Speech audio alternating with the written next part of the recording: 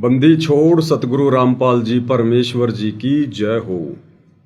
परम पिता परमात्मा सारी सृष्टि के सृजनहार कुल मालिक असंख्य ब्रह्मांडों के स्वामी जगत गुरु तीनों लोकों में प्रवेश करके सबका धारण पोषण करने वाले राजाधिराज आत्माधार नाथों के नाथ देवों के देव महादेव सर्वेश्वर महेश्वर मृत्युंजय अजरो अमर आदि अनादि सनातनी प्रभु जगत पिता जगदीश्वर श्री श्री 1008 की उपाधि के वास्तविक अधिकारी अकाल मूरत शब्द स्वरूपी राम वासुदेव सर्वगतम ब्रह्म परम पूज्य प्रथम पूज्य परम संत परम पुरुष परम धनी परम दयालु सत्य कबीर हक्का कबीर अल्लाहु कबीर अल्लाहु अकबर बाखबर अल्लाह ताला जगत के तारणहार जगत के मुक्तिदाता जगत के जगन्नाथ हारे के सहारे हिंदुओं के राम मुसलमानों के अल्लाह सिखों के वाहिगुरु ईसाइयों के मसीह दया के सागर दया निधि करुणा के सागर करुणा निधि स्वयंभू परिभू संकट मोचन कष्ट हरण मंगल करण दुख भंजन अविगत कबीर निर्विकार निर्विषम परमात्मा अलय अलेख सतगुरु आदि अनादि सतगुरु असली मर्यादा पुरुषोत्तम असली राम असली कृष्ण असली घनश्याम असली मुरारी राजाओं के राजा महाराजाओं के महाराजा शहंशाहों के शहंशाह सम्राटों के सम्राट भगवानों के भगवान अल्लाहों के अल्लाह प्रभुओं के प्रभु मसीहाओं के मसीह सच्चे वाहिगुरु बाबाओं के बाबा पीरों के पीर सेठों के सेठ जगत सेठ सावड़सा सेठ सर्वगुण संपन्न अनंत कोटि कलाओं के स्वामी अनंत कोटि ब्रह्मांडों के नायक योगियों में महायोगी ध्यानियों में महाध्यानी सिद्धों में परम सिद्ध ज्ञानियों में तत्व ज्ञानी ब्रह्म ज्ञानी महाज्ञानी परम ज्ञानी सर्वश्रेष्ठ ज्ञानी विज्ञानी युवा कबीर समर्थ कबीर असमवात अमित ओजा सच्चे रहनुमा करीम अल्लाह सुभान अल्लाह दुनिया के अंतिम पैगंबर 8 सितंबर 1951 से गांव धनाना जिला सोनीपत हरियाणा भारतवर्ष की पावन भूमि पे प्रकट रियल कल्कि भगवान श्री नारायण साकार हरि श्री बाबा साहिब नूर अनंत परमात्मा सच्चे दरवेश सच्चे बाखबर संत श्रोमणी सतगुरु रामपाल जी परमेश्वर जी के चरण कमल में साध संगति से जुड़े हुए देश विदेश से आप और हम सभी सत्सेवक भाई बहनों का अनंत कोटि दंडवत प्रणाम। सत्साई भाई और बहनों, बहुत बड़ी दया बहुत बड़ी मेहर पूज्य गुरुदेव भगवान की सतगुरु रामपाल जी परमेश्वर जी की, जिनके सानिध्य में उनके अमर तत्व ज्ञान को आधार बनाकर हर प्रकार से मर्यादाओं में रहकर संघर्ष करते हुए अपनी आत्मा के कल्याण हेतु दृढ़ता के साथ निरंतर भक्ति मार्ग पर आगे की ओर ही बढ़ रहे हैं। भाई और बहनों, इस वर्तमान घोर कलयुग में ये इतनी बड़ी रजा इस युवा अवस्था में बाल अवस्था में पूर्ण परमेश्वर की भक्ति शास्त्र अनुकूल शत भक्ति, जिस शास्त्र अनुकूल शत भक्ति को करते हुए ब्रह्मा विष्णु महेश भी डरते हैं, क्योंकि इस भक्ति को सफल बनाने के लिए जो नियम है जो मर्यादा है उनको निभाने के लिए जीव को जीवित ही मरना पड़ता है, जीवित ही लोक लाज से पीछे हटना पड़ता है, मान बढ़ाई अहंकार दिखावे से पीछे हटना पड़ता है, राग द्वेष ईर्ष्या छल कपट निंदा इन सब से दूर हटना पड़ता है। नेक नीति ईमानदारी से हमने अपनी रोजी रोटी के लिए धंधा करना पड़ता है। किसी की भी आत्मा हमने शौपन में भी नहीं दुखानी होती है। किसी को ठगने का विचार शौपन में भी नहीं आना चाहिए। पर नारी को माँ बहन और बेटी की दृष्टि से देखना होता है। लड़ाई झगड़ों से दूर बैठना होता है। अपनी सुरती अपनी निरति अपना ध्यान अपने गुरुदेव के चरणों में रखना होता है और शरीर के प्रत्येक अंग का सदुपयोग, जैसे जिह्वा का उपयोग हमने सत्य भाषण करके सतगुरु के दिए गए मंत्रों का जाप करके सतगुरु की महिमा करके इसको सफल करना होता है, इसका सदुपयोग करना होता है। इन कानों से हमने ये दुनिया भर की निंदा चुगली नहीं सुननी होती है। ये दुनिया भर के फिल्मी गाने या अन्य ये जो अश्लील गाने हैं ये हमने नहीं सुनने होते हैं। यानी इतनी ढेर सारी मर्यादा, कदम कदम पर मर्यादा। तो इन मर्यादाओं को जिस दिन हम सही प्रकार से निभाने लग जाएंगे, उस दिन समझो हम संसार की तरफ से जीवित ही मर चुके हैं। और ये भाई और बहनों सबके बस की बात नहीं है। आदरणीय गरीबदास जी कहते हैं, सूली ऊपर सेज सुनो रे झुमकरा। यानी कबीर परमेश्वर की इस सतभक्ति को सफल करना ऐसा है जैसे सूली के ऊपर किसी ने अपनी सेज बिछा रखी हो। खांडे की धार है इस भक्ति को सफल करना। भक्ति तो हर कोई ले लेगा, भगत तो हर कोई बन जाएगा, कोई बड़ी बात नहीं है। बस नाम उपदेश लेना पड़ता है। हाथ में रक्षा सूत्र तो कोई भी बांध लेगा, गले में लॉकेट कोई भी लटका लेगा, लेकिन जब भक्ति को सफल करने की दिशा में आगे बढ़ने का समय आएगा तो अच्छे अच्छे सूरमा पीछे हट जाते हैं, अच्छे अच्छे सूरमा। तो भाई और बहनों, इस घोर कलयुग में सतगुरु की सत भक्ति और ऊपर से इसको सफल बनाने के लिए जिस कदर आप और हम सभी सत्सेवक भाई बहन निरंतर आगे बढ़ रहे हैं, ये कोई सामान्य बात नहीं है। आप और हमारे ऊपर गुरुदेव भगवान की कितनी रजा होगी, किस कदर उनकी दया दृष्टि होगी, हम इसका आंकलन भी नहीं कर सकते, आइडिया भी नहीं लगा सकते। जीव ये भक्ति कर ही नहीं सकता।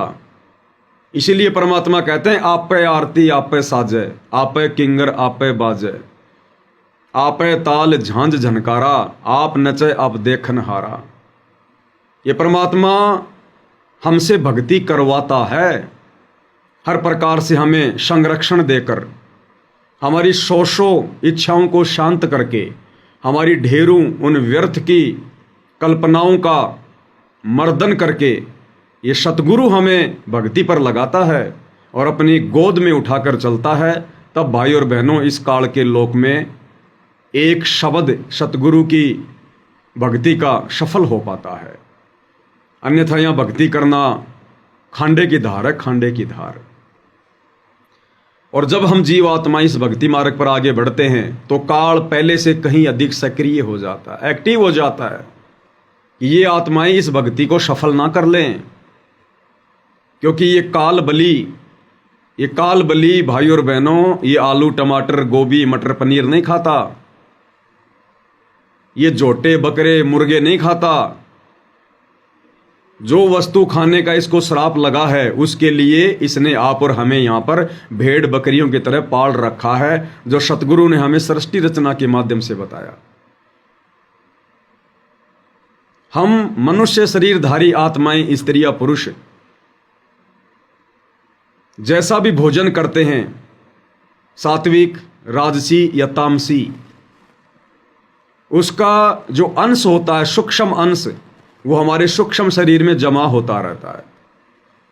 जैसे कोई व्यक्ति शराब पीता है, अब शराब कोई पीने की चीज़ थोड़ी है। परमात्मा कहते हैं ये शराब, ये तमाकू, ये मनुष्य शरीर के अनुसार है ही नहीं। कोई भी व्यक्ति शुरुआत में इसको इतनी आसानी से स्वीकार नहीं करता है। जब पहली बार कोई व्यक्ति तंबाकू सेवन करता है, बीड़ी सिगरेट वगैरह पीता है, तो जिस कदर उसको खांसी आती है, आंखों से पानी गिरता है, उसका बुरा हाल हो जाता है। क्योंकि ये वस्तुएं हमारे शरीर की तासीर के अनुसार नहीं है, हमारे शरीर की प्रकृति के अनुसार नहीं है। शराब पहली बार जब कोई व्यक्ति पीता है तो कैसे नाक को बीच कर और बड़ी मुश्किल से मन मार के एक आध घूंट शराब की लेता है, वो कितनी कड़वी होती है। लेकिन धीरे धीरे धीरे धीरे ये काल फिर उसको आदी बना देता है। तो ये चीज़ें हमारे शरीर की प्रकृति के अनुसार नहीं है, फिर भी इंसान पी रहा है, खा रहा है। मांस भक्षण, शुरुआत में कोई भी आदमी इतनी आसानी से मांस नहीं खाता, बड़ी घृणा आती है, लेकिन धीरे धीरे आदी हो जाता है। ये जबरदस्ती बाई फोर्स काल करवाता है, क्योंकि काल को यही तो खाने का आदेश मिला हुआ है। सूक्ष्म शरीर की वासना, सूक्ष्म शरीर का मैल, सूक्ष्म शरीर की गंध, जो ये आप और हमारे से इस प्रकार की बुराइयां करवाकर, विषय विकारों में धकेल कर, नशे करवाकर, शराब पिलाकर और हमारे सूक्ष्म शरीर में वासना जमा करता रहता है। वो वासना खाने का, वो मैल खाने का, वो गंध खाने का इसको परमेश्वर कबीर देव सतगुरु रामपाल जी की तरफ से श्राप लगा हुआ है। तो ये जबरदस्ती करवाता है। और इसी प्रकार भाइयों और बहनों, अब वर्तमान में जो ये भक्ति का पीक टाइम है, प्राइम टाइम है, कलयुग की बिचली पीढ़ी है, सतगुरु दिन रात मेहनत कर रहे हैं। 30 वर्षों से वर्णनीय संघर्ष किया है हमें समझाने के लिए सत्संग करके। तो ये भक्ति का प्राइम टाइम है, कलयुग की बिचली पीढ़ी। और जब इस मार्ग की शुरुआत हुई सन 1994 में, जब कबीर देव ने, सतगुरु रामपाल जी ने अपने यथार्थ 13वें कबीर पंथ की शुरुआत की, उसके बाद से काल पूरी तरह से बौखला गया। इसको चिंता होने लगी कि अब मेरा भोजन मेरे मुख से निकलेगा। तो भाई यहाँ तो आसानी से एक बिल्ली भी अपने भोजन को नहीं छोड़ती है, एक कुत्ता भी अपने भोजन को नहीं छोड़ता है जब उसके दांत तले हो। तो काल इतनी आसानी से कैसे छोड़ेगा आप और हमें? वो तो हर संभव अपने भोजन को बचाएगा, प्रयास करेगा। तो काल सन 1994 से ही एक्टिव है। और जैसे जैसे ये मार्ग आगे बढ़ता गया, काल को उतनी चिंता होने लगी, उतनी फिक्र होने लगी, और हर संभव प्रयास में लगा रहा।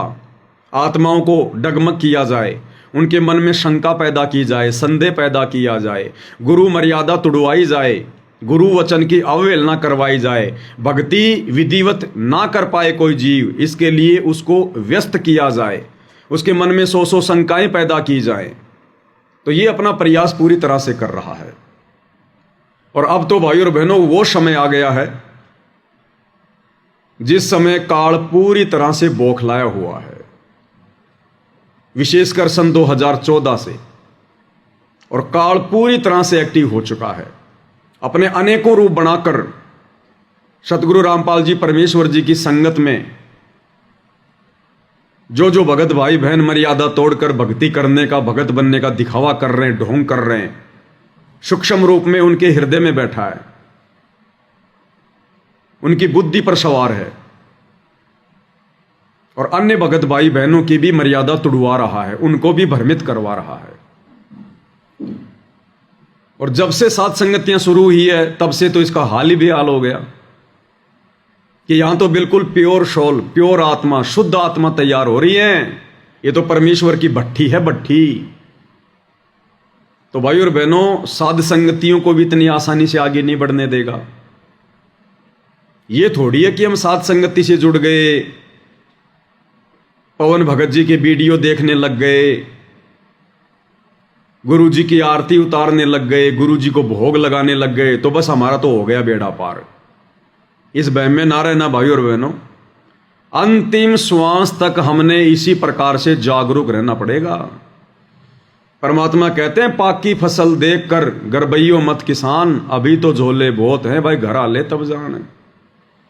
किसान यदि अपने खेत में पकी हुई फसल को देखकर अभिमान करता है, घमंड करता है कि अब की बार तो मेरे जैसी फसल किसी की भी नहीं है, और अब की बार तो बढ़िया मकान बनाऊंगा, बच्चों की शादी करूंगा, फ्रिज लेके आऊंगा, मकान में एसी लगाऊंगा, मोटरसाइकिल लेके आऊंगा, अब की बार तो मेरे खेतों में जबरदस्त फसल लहरा रही है।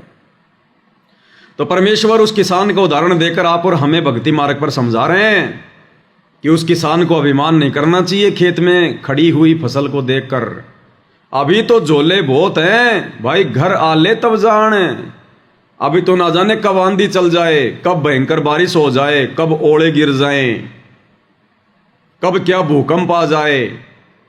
जब तक वो फसल कट पिट के निकल कर और उनको बोरियों में और उनको उन कट्टों में बांध कर जब तक तू अपने घर पर ना रख ले, तब तक भाई तेरे को सचेत रहने की आवश्यकता है।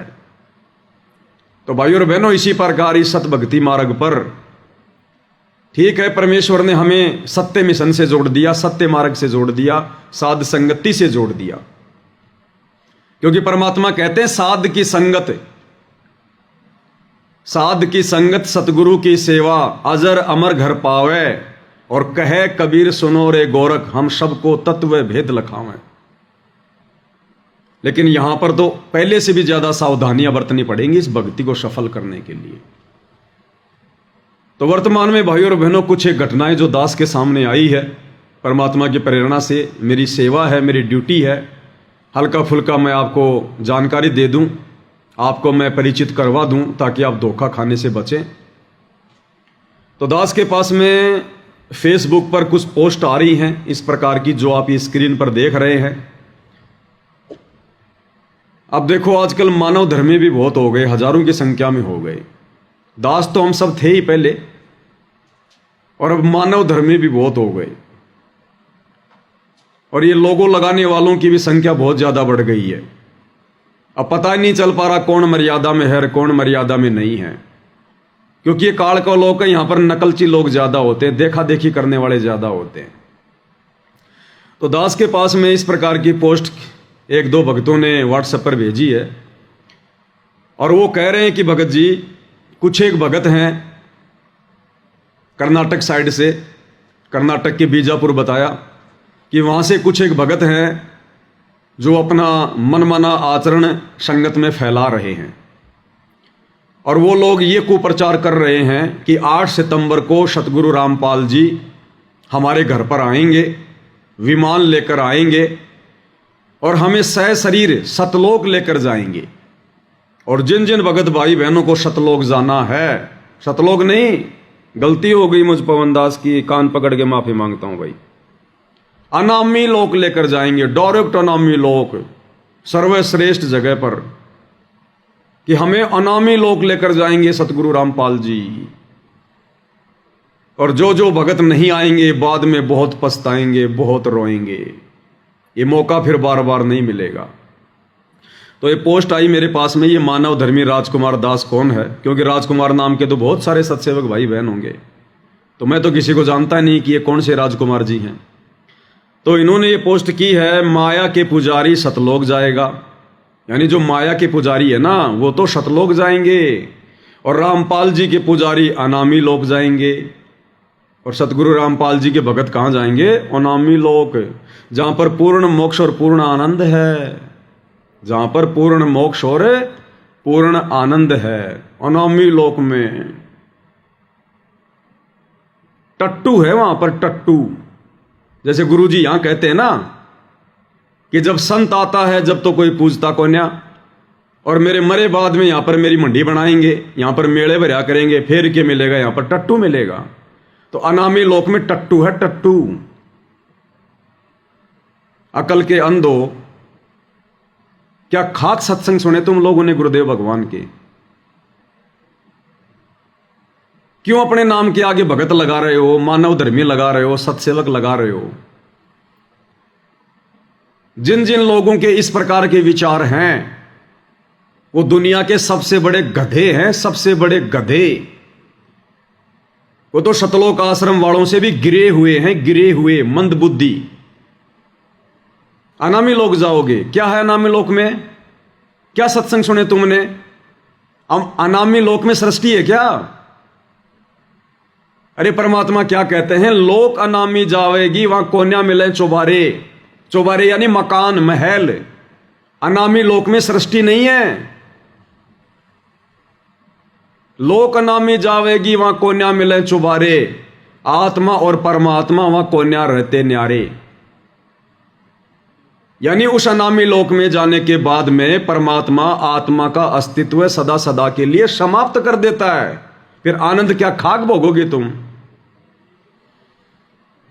जिस शब्द से परमेश्वर ने हमें प्रथम बार सतलोक में उत्पन्न किया था, उसी शब्द में परमात्मा अनामी लोक में ले जाकर आत्मा को वापस अपने शरीर में समा लेता है। फिर क्या खाक आनंद मनाओगे तुम वहां पर? टट्टू आनंद लोगे तुम वहां पर? अनामी लोक में केवल परमेश्वर अकेले रहते हैं, केवल परमेश्वर अकेले, और उनका जो रूप है वो निराकार और साकार से भी भिन्न है। ना उनको आकार में कह सकते, ना उनको साकार में कह सकते। निराकार और साकार से भिन्न जो अवस्था है उसमें रहते हैं परमात्मा, कबीर देव, सतगुरु रामपाल जी, सिर्फ अकेले। वहां सृष्टि नहीं है। सुना तुमने कभी किसी सत्संग में सृष्टि रचना में? कि अनामी लोक में सृष्टि है। अरे वाणी क्या कह रही है? लोक अनामी जावे गावा कोन्या मिले चौबारे। चौबारे यानी महल, वहां सृष्टि नहीं है। सृष्टि केवल नीचे के 3 लोकों में है। और सात संगति के माध्यम से जब वीडियो बन रहे थे पुस्तकों के ऊपर, तो भक्ति और भगवान पुस्तक में परमात्मा ने हमें क्या बताया कि जिस आत्मा को परमात्मा ने एक बार उत्पन्न कर दिया और जिन लोकों को परमात्मा ने एक बार उत्पन्न कर दिया, अनामी लोक से नीचे के 3 लोक जिनको परमेश्वर ने उत्पन्न किया है, उनको परमात्मा कभी भी नष्ट नहीं करेगा। यानी आत्मा को परमात्मा कभी अनामी लोक लेकर ही नहीं जाएगा। ये परमेश्वर का वचन है। आत्मा को परमात्मा ने अजरो अमर कहा है, अविनाशी कहा है। तो एक तरफ तो परमात्मा ने आत्मा को अविनाशी कह दिया, फिर अविनाशी आत्मा को परमात्मा नष्ट कैसे करेगा भाई? फिर तो भगवान का वचन ही झूठा हो गया। इसलिए गुरुदेव ने उस पुस्तक में बताया कि परमेश्वर ने नीचे के 4 लोकों को, यानी जो अनामी लोक है वो तो है ही है अविनाशी, और जो नीचे के 3 लोक परमात्मा ने जो और रचे, अगम लोक, अलख लोक और शतलोक, इनको भी परमात्मा ने अजरो अमर बनाया है, अविनाशी की संज्ञा दी है, और आत्मा भी अविनाशी। तो ये नीचे के 3 लोक यानी टोटल 4 लोक मान लो, और ये जितनी भी आत्माएं परमात्मा ने उत्पन्न की हैं, इनको परमात्मा कभी भी नष्ट नहीं करेगा, कभी भी। ये अखंड हैं। अब यहां से जाने के बाद फिर हम कभी भी, और परमेश्वर की सृष्टि तो कभी नष्ट होती नहीं, अविनाशी उसी को कहते हैं। अब इस काल लोक से यदि हम चले जाते हैं हिम्मत करके, संघर्ष करके, मर्यादाओं में रहकर, तो सीढ़ी दर सीढ़ी फिर हम ऊपर चढ़ेंगे, ऊपर के 3 लोकों में। पहले शतलोक में, फिर अलख लोक में, फिर अनामी लोक में।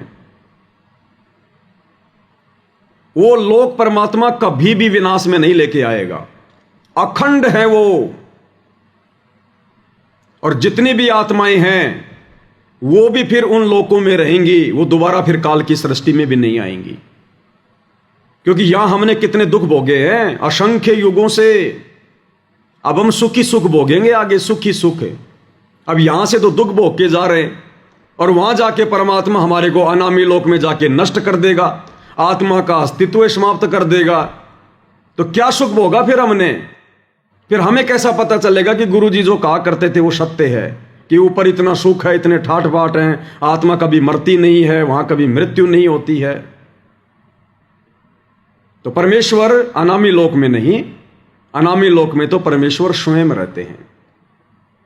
अरे जैसे देश का राष्ट्रपति है, और राष्ट्रपति का दिल्ली में राष्ट्रपति भवन है, उस राष्ट्रपति भवन में राष्ट्रपति कभी कोई कॉलोनी बसाता है क्या आम व्यक्तियों के लिए? आम जनता के लिए कभी कोई स्कीम काटता है क्या? कोई मकान बनाता है क्या? उस राष्ट्रपति भवन में केवल राष्ट्रपति रहता है। आम लोगों के लिए वहां पर परमानेंट निवास नहीं होता।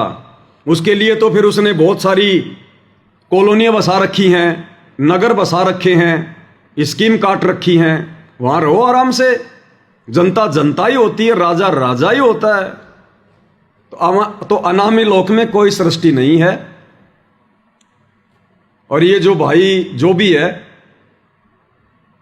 ये जिस प्रकार की ये भ्रमणा संगत में फैला रहा है, ये परमात्मा का घोर अपराधी आदमी है। देखो भाई और बहनों, मैं इसीलिए भगत भाई बहनों की ज्यादा लाइव आकर बढ़ाई नहीं करता, प्रशंसा नहीं करता।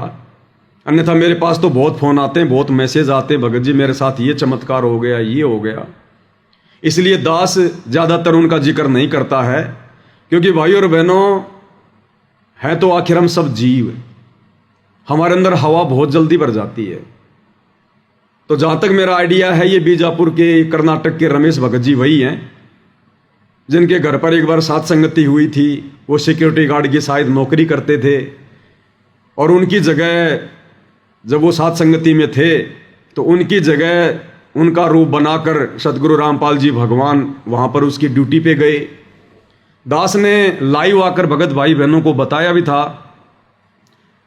तो हो सकता है इस भाई के अंदर मान बढ़ाई समा गई हो और काल प्रेरणा से फिर काल ने अपना खेल खेलना शुरू कर दिया हो, या तो सावधानी हटी, दुर्घटना घटी भाई और बहनों। जीव जीव ही रहेगा, अगर पीव बनने का प्रयास करेगा तो सत्यानाश होगा, सत्यानाश। तो ये व्यक्ति यदि ऐसी गलती कर रहा है और यदि ये वही कर्नाटक के बीजापुर वाला रमेश है जो इस प्रकार की बकवाद संगत में फैला रहा है, तो ये व्यक्ति भाई और बहनों परमात्मा का घोर अपराधी है, दोषी है परमात्मा का।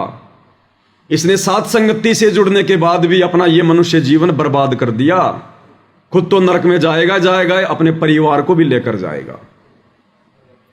और कुछ एक मंदबुद्धि भगत मेरे पास में मैसेज भेज रहे हैं कि भगत जी ये क्या सत्य है, भगत जी आप आओगे या नहीं आओगे, भगत जी हमें जाना चाहिए नहीं जाना चाहिए। भाई वो भी गए काम से, वो भी काम से गए। अगर उस रमेश को मान लो अगर गुरुजी ने कुछ दिखाया है, देखो भाई और बहनों परमात्मा समर्थ है, परमात्मा ये नहीं कर सकता वो नहीं कर सकता। अगर कोई इस प्रकार की बातें बोलता है तो गुरुदेव ने उसको मूर्ख बताया। लेकिन परमात्मा की भी कुछ मर्यादाएं हैं, कुछ नियम हैं, कुछ उसके उसूल हैं। उनसे हटकर यदि हम डींग मारेंगे तो वो भक्ति मार्ग में नहीं चलता। फिर परमात्मा तो समर्थ है, कुछ भी कर सकता है, वो तो कहीं से भी किसी को लेकर जा सकता है, नो डाउट। तो जिन जिन भगत भाई बहनों ने शंका व्यक्त की है ना, भगत जी क्या करें, हम जाएं या ना जाएं, हमें जाना चाहिए नहीं जाना चाहिए, तो वो भी भाई और बहनों मजदार में। जो व्यक्ति सात संगति से जुड़ने के बाद भी इन छोटी मोटी घटनाओं का निर्णय स्वयं नहीं कर रहा है, वो भी मंदबुद्धि है, उसकी भी मर्यादा खंडित है। अरे अगर आदेश उस रमेश दास को गुरुदेव ने दिया भी होगा तो तुम क्या वहां पे टट्टू लाने जा रहे हो? जब तुम्हें ले जाना होगा तो परमात्मा तुम्हें भी सूचना भेज देगा। अगर उस रमेश दास को उसके अनुसार गुरुजी ने आकर कहा है कि बेटा 8 सितंबर को तैयार रहना, मैं विमान लेके आऊंगा और तेरे को डायरेक्ट अनामी लोक में लेकर जाऊंगा, तो बाकी क्यों अपने ऐसे तैसी करवा रहे हो? वहां जाकर तुम्हें क्या मिलेगा? तुम्हारे लिए हुआ क्या आदेश है? तुम्हें आदेश दिया गया है क्या? तुम क्यों भेड़ चाल में भग रहे हो? तुम क्यों देखा देखी में भग रहे हो? तो जिस व्यक्ति ने इस ज्ञान विरुद्ध इस पोस्ट को पढ़कर अगर मन में भी धारणा बना ली कि मैं जाऊंगा, जिसके मन में इतना भी दोष आ गया, विचार आ गया, वो व्यक्ति भी इस जन्म में मोक्ष प्राप्त नहीं कर सकता। ये परीक्षा चल रही है हमारी कदम कदम पे। अभी देखा नहीं तुमने इस हार में किस प्रकार से परमात्मा ठोक ठोक के परीक्षा ले रहा है? तो ये परीक्षा ही है ये वाली भी, जो ये पोस्ट आई है संगत में।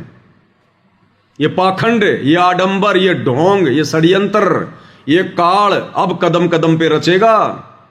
दास बहुत पहले कह चुका है भाई और बहनों, अब हम साथ संगति में उस दौर से गुजर रहे हैं, यहां पर जरा भी त्रुटि परमात्मा को पसंद नहीं होगी, जरा भी त्रुटि।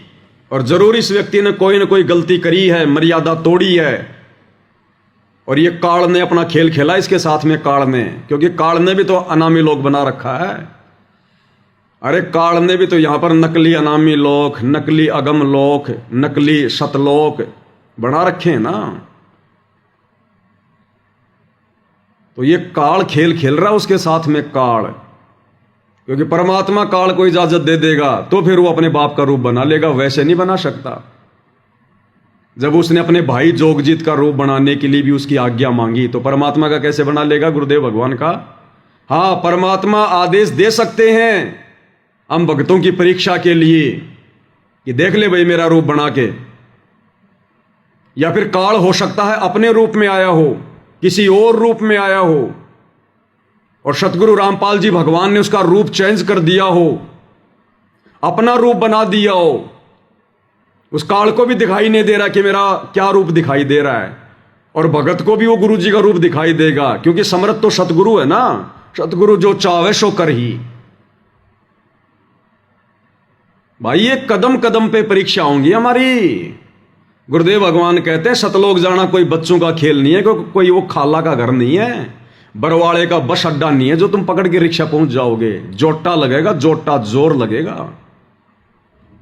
अनामी लोक में जाएंगे। इस काल लोक में तो कुकर्मों में तुम सड़े पड़े हो अभी तक, और अनामी लोक जाओगे तुम। पहले सतलोक तो जालो एक बार, अनामी लोग जाएंगे ये सीधे। इतने अच्छे कर्म हो गए तुम्हारे, अनामी लोग जाओगे और क्या करोगे? वहां जाके मिट्टी में मिट्टी मिलना है? क्या करोगे जब भगवान ने मना कर दिया कि अनामी लोक में मैं किसी को लेकर ही नहीं जाता, लेकर ही नहीं जाता किसी को। और कई बार जो परमात्मा ने ये अनामी लोक का जो ये जिक्र किया है, तो गुरुदेव ने बाद में बताया कि अनामी लोक भी सतलोक को कहते हैं। यानी जिसके विषय में कोई कह नहीं सकता, कोई जान नहीं सकता, आज तक किसी ने बताया नहीं, उसको कहते हैं अकय लोक। अब आम भगत तो सोच लेते हैं कि ये जो अकय लोक है ये तो अनामी लोक के लिए है। आज से पहले हमें सतलोक की जानकारी, अगम लोक की जानकारी, अलख लोक की जानकारी दी किसी ने? तो इस काल लोक की सृष्टि में ऊपर के चारों लोक ये अनामी लोक हैं, ये अकय लोक हैं जिनके विषय में कभी कोई कुछ कह नहीं सकता। वहां की सुख सुविधाओं के विषय में कोई वर्णन नहीं कर सकता, इसलिए चारों लोकों को अनामी लोक कहा जाता है, चारों लोकों को अकय लोक कहा जाता है। उनके बारे में पहले कभी किसी ने कुछ कहा ही नहीं, कोई जानता ही नहीं था तो कहेगा क्या, इसलिए उनको अकय लोक कहा जाता है। अब सत्संग तो तुम ध्यान से सुनते नहीं, तो काल तो सिर पर बैठेगा भाई, बकवास तो करवाएगा ना। और जिन जिन भगत भाई बहनों के मन में भी अगर आ चुकी है, अगर मन में भी आ चुकी है कि मैं जाऊंगा, अब भले वो मेरा ये वीडियो देख के वो रुक जाए, लेकिन इस वीडियो को देखने से पहले यदि उसके मन में आ चुका है कि मैं जाऊंगा, वो इस जन्म में सतलोक नहीं जा सकता। लिख लेना भाई, किसी डायरी में नोट कर लेना, इस जन्म में वो दुष्ट आत्मा सत्सेवक होकर भी सतलोक नहीं जाएगा। चाहे कितना नाक रगड़ रगड़ की माफी मांग लेना भगवान से। इस समय हमारी इतनी सी गलती भगवान के दिल को गहरी चोट पहुंचाएगी, गहरी चोट। और जिस मूर्ख ने अपनी नादानी से अपने गुरु को दुखी कर दिया, वो कभी सतलोक जा सकता है? वो तो काल लोक में भी कभी सुख नहीं उठा सकता। वो तो 84 लाख योनियों का अधिकारी है, 84 लाख योनियों का। अरे फिर ये धोखेबाज भगवान हो गया, फिर सतगुरु रामपाल जी तो धोखेबाज हो गया। फिर जो अकेले रमेश दास को आकर कह रहा है कि तुझे सहशरीर सतलोक ले जाके जाऊंगा, बाकी भाई बहनों को बुला लो। भाई ये बाकी भाई बहनों को क्यों बुला रहा है? इसलिए तो बुला रहा होगा ना कि भाई गुरुजी ने कहा होगा भाई सबको बुला ले। तो गुरुजी को डर लग रहा है क्या सबको बताने से? अरे जब गुरुजी तुम्हें बता सकते हैं आकर, तो गुरुजी बाकी भगत भाई बहनों को नहीं बता सकते? जिन जिन को लेकर जाना होगा उनको भी तो गुरु बता सकता है ना। तुम कोई दलाल हो गुरुजी के, एजेंट हो तुम कोई गुरुजी के, जो तुम्हें कहेगा गुरु कि हाँ भाई सबको बुला ले। तो भाई और बहनों, ये काल इस समय सिर पर बैठकर डांस करेगा जिसकी जरा भी मर्यादा टूटी। और इस रमेश दास की अगर ये इस प्रकार की बकवादे कर रहा है तो अवश्य इसने गलती की है, इसकी मर्यादा टूटी हुई है, इसके घर में, इसके घट में काल का प्रवेश है। और ऐसी आत्माओं से भाई और बहनों दूरी बना के रखना, नहीं तो हम अपना मनुष्य जन्म बर्बाद कर देंगे। हमें तो गुरुजी ने कभी इस प्रकार की विधि नहीं बताई, 30 साल हो गई, कभी गुरुजी ने नहीं कहा कि भाई मैं ऐसे चुपके चुपके आऊंगा और उस भगत के माध्यम से फिर मैं तुम्हें संदेशा दिलाऊंगा कि आ जाओ आ जाओ, तुम्हें अनामी लोक लेकर जाऊंगा। हमें तो कभी नहीं कहा गुरुजी ने कि मैं तुम्हें अनामी लोक लेकर जाऊंगा। हमें तो केवल गुरुजी सतलोक तक की जानकारी दे रहे हैं और कह रहे हैं सबसे पहले हम यहां से सतलोक जाएंगे। सतलोक में फिर तुम्हारी इच्छा है ऊपर जाओ या ना जाओ, बाकी सतलोक में फिर तुम्हें कोई कष्ट नहीं है, कोई दिक्कत नहीं है, वहां कोई मृत्यु नहीं है, किसी चीज का अभाव नहीं है, कोई बुढ़ापा नहीं है, कोई रोग नहीं है। फिर आगे तुम्हारी मर्जी भाई, अगर आगे जाओगे तो आगे की तुम्हें भक्ति दे दी जाएगी। हमें तो कभी नहीं कहा गुरुजी ने किसी भी सत्संग में कि भाई तुम्हें डायरेक्ट अनामी लोक लेकर जाऊंगा। और ये इस प्रकार की घटिया पोस्ट डाल के कि माया के पुजारी सतलोक जाएगा। अरे माया के पुजारी कभी सतलोक जाएंगे क्या मूर्ख आदमी? अरे माया का पुजारी कभी सतलोक जा सकता है क्या? ये टोटल भाई और बहनों काल बैठा उसके सिर पे काल है। तो उसने तो अपना जीवन बर्बाद किया ही किया। और जिन जिन आत्माओं के मन में ये आ चुका है मेरा ये वीडियो देखने से पहले कि हम भी जाएंगे, वो आत्माएं भी अपना ये जन्म बर्बाद कर चुकी हैं, ये फाइनल मान लेना। तो ये कुछ बकवादे हैं भाई और बहनों जो आपके सामने पेश करनी जरूरी थी।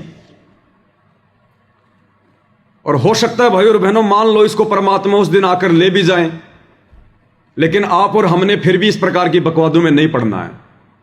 जब तक गुरुजी हमसे आकर कोई बात ना कहें, जब तक हमें आकर कोई आदेश ना दें, और जब तक हम उनके द्वारा बताई गई विधि अनुसार ये कन्फर्म नहीं कर लें कि ये मेरा गुरु है या फिर मेरा गुरु मेरी परीक्षा ले रहा है या मेरे गुरु ने अपना रूप इस काल को दे दिया मेरी परीक्षा के लिए, जब तक ये कन्फर्म ना हो जाए तब तक भाई और बहनों हमने केवल उसी विधि से सतलोक जाने की तैयारी करनी है जो विधि गुरुदेव ने पिछले 30 वर्षों से अपने सत्संगों में बताई है। केवल उसी विधि से। ये काल का लोक है, ये छोड़ेगा नहीं। अंत समय में भी मर्यादा तुड़वा देगा किसी न किसी बहाने, किसी न पॉइंट पर मन में शंका पैदा कर देगा। इसलिए परमात्मा कहते हैं यो गुरु ज्ञान विज्ञान वाणी जीवित ही जग में मरो, यानी संसार की तरफ से जीवित मर जाओ। संसार किसका? काल का। ना हमने कोई काल की बातों पे ध्यान देना, ना हमने काल के पुजारियों की बातों पे ध्यान देना।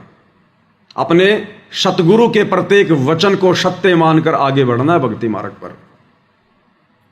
और जैसे जैसे हम अब आगे की ओर बढ़ेंगे 2028 युग परिवर्तन, तैसे तैसे ये काल भाई और बहनों ना जाने क्या क्या परपंच रचेगा, क्या क्या षड्यंत्र रचेगा। अभी तो देखते जाओ आप, अभी तो ढंग से शुरुआत है।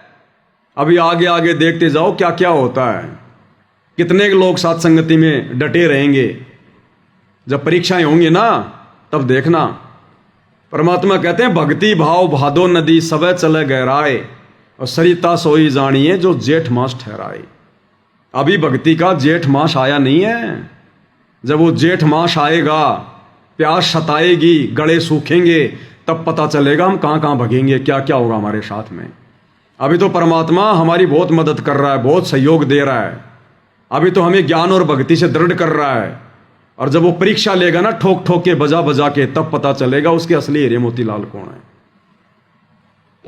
तो ये ज्ञान आधार बिल्कुल भी नहीं है। जो ये घटिया पोस्ट सोशल मीडिया पर कुछ एक नादान भगत वायरल कर रहे हैं, वो अपना जीवन बर्बाद कर चुके हैं। और भाई आगे किसने क्या करना है ये अपना डिसीजन खुद ले लेना। हमेशा तुम्हें भगत भाई बहन नहीं समझाएंगे। अगर तुम यहां पर भी डगमग हो रहे हो और जब ये स्थूल शरीर छोड़कर त्रिकुटी की यात्रा करोगे, तुम क्या खाक जाओगे तुम त्रिकुटी पर। 14 करोड़ तो छोड़ो, तुम्हें एक भी यम का दूध दिखाई दे गया तुम्हारी टट्टी पेशाब निकल जाएगी। अगर तुम्हारी यही अगर तुम्हारी अज्ञानता रही तो भाई अपना अपना स्टैंड क्लियर कर लेना।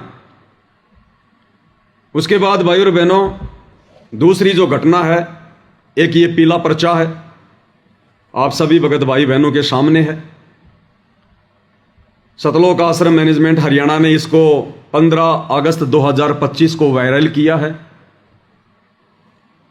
क्योंकि गुरुदेव भगवान के आशीर्वाद से जब दास 12 अगस्त 2025 को अपने 2 भगत भाइयों के साथ मनोज दास और मुकेश दास के साथ अपनी इशार की तारीख पर गया था, और जिस प्रकार वहाँ सतलोक आश्रम मैनेजमेंट हरियाणा के मीडिया प्रभारी डॉक्टर चांद राठी और बसंत सैनी गांव गांद्रा जिला रोहतक हरियाणा वाले ने जो ज्ञान विरुद्ध निंदनीय घटिया हरकत की है, कुछ भक्तों को साथ में लेकर एक किराए की लड़की लाकर, उस घटना के बाद में उस पेट्रोल पंप से दास ने जो सीसीटीवी वीडियो लिया और दास ने जब उसको दास के फेसबुक पेज पवन दास इस लाइव के ऊपर डाला, तो गुरुदेव भगवान के आशीर्वाद से आज तीसरा ही दिन है और तीसरे दिन में कम से कम 60 लाख लोगों ने देख लिया। 60 लाख लोगों ने, बड़ी तेजी से वो वीडियो वायरल हुआ मालिक के आशीर्वाद से। तो मैनेजमेंट हरियाणा पूरी तरह से बौखला रहा है। इनका मानसिक संतुलन दिन ब दिन बिगड़ता जा रहा है, क्योंकि भक्ति के ये निकट भी नहीं है। बकवाद काल इनसे जी भर के करवा रहा है। सतगुरु का आशीर्वाद इनके सिर से हट चुका है। अब ये भी अपनी अंतिम यात्रा की तरफ है, अंतिम यात्रा की तरफ। इनको बकवादों के अलावा कुछ भी नहीं सूझेगा अब आगे आगे, और ऐसे ही इन लोगों का सत्यानाश होगा धीरे धीरे मालिक के विधान अनुसार। तो इन्होंने आनन फानन में एक पीला पर्चा निकाला है। मुझे तो हंसी आई भाई और बहनों इसको पढ़ के। मान न मान मैं तेरा मेहमान, जबरदस्ती के पीले पर्चे निकाल रहे हैं, जबरदस्ती के। और क्या लिखा है, दिनांक 15 अगस्त 2025, समय 9:40 रात्रि। सभी भगतात्माओं से प्रार्थना है कि सतगुरुदेव जी का आदेश आया है। बिना सतगुरु के आदेश के तो ये बाथरूम करने भी नहीं जाते, इतने आज्ञाकारी हैं आश्रम वाले। बिना सतगुरु की आज्ञा के तो ये पैंट के नीचे ये चड्डी भी नहीं पहनते। पहले गुरुजी से पूछते हैं कि गुरुजी आज मैं कौन सी चड्डी पहनूं। इतने आज्ञाकारी भगत हैं ये। तो कह रहे हैं गुरुदेव का आदेश आया है। अब बताओ गुरुजी को कैसे पता चला भाई? गुरुजी तो जेल में बैठे हुए हैं। अरे गुरुजी तो जेल में बैठे हुए हैं। अब जेल में ना तो मोबाइल की व्यवस्था होती है ना कुछ और, तो गुरुजी को कैसे पता चल गया? कहते हैं गुरुजी का आदेश आया है। भाई गुरुजी कोई भी बात बताएंगे तो इसी आधार पर बताएंगे कि मेरे को मेरे परिवार ने बताई हो, या जो भगत मिलाई पर जाता है उसने बताई हो। उस आधार से फिर गुरुजी आदेश दे सकते हैं, अन्यथा गुरुजी को क्या पता? बताओ भाई। गुरुजी तो एक आम संत की लीला कर रहे हैं, वे तो अंतर्यामी हैं, जानी जान है, लेकिन अपनी शक्तियों का परमात्मा तुम नालायकों की तरह दुरुपयोग नहीं करते। तो गुरुजी को किसने बताया होगा? गुरुजी के परिवार ने बताया होगा, जो मिलाई पर जाते हैं उन्होंने बताया होगा। तो आदेश ये गुरुजी का कहां हो गया? आदेश तो मिलाई पर जाने वाले भक्तों का है, जो उन्होंने गुरुजी को आदेश दिया। उन्होंने गुरुजी को आदेश दिया कि गुरुजी अब तुम भी ऐसा ही आदेश दे दो जो हमने आपको बताया है। तो कह रहे गुरुजी का आदेश आया है। क्या आदेश है? सतगुरुदेव जी का आदेश आया है कि गुरुद्रोहियों ने एक अन्नपूर्णा मुहिम संत रामपाल जी महाराज जी के सानिध्य में नामक व्हाट्सएप ग्रुप बनाया हुआ है।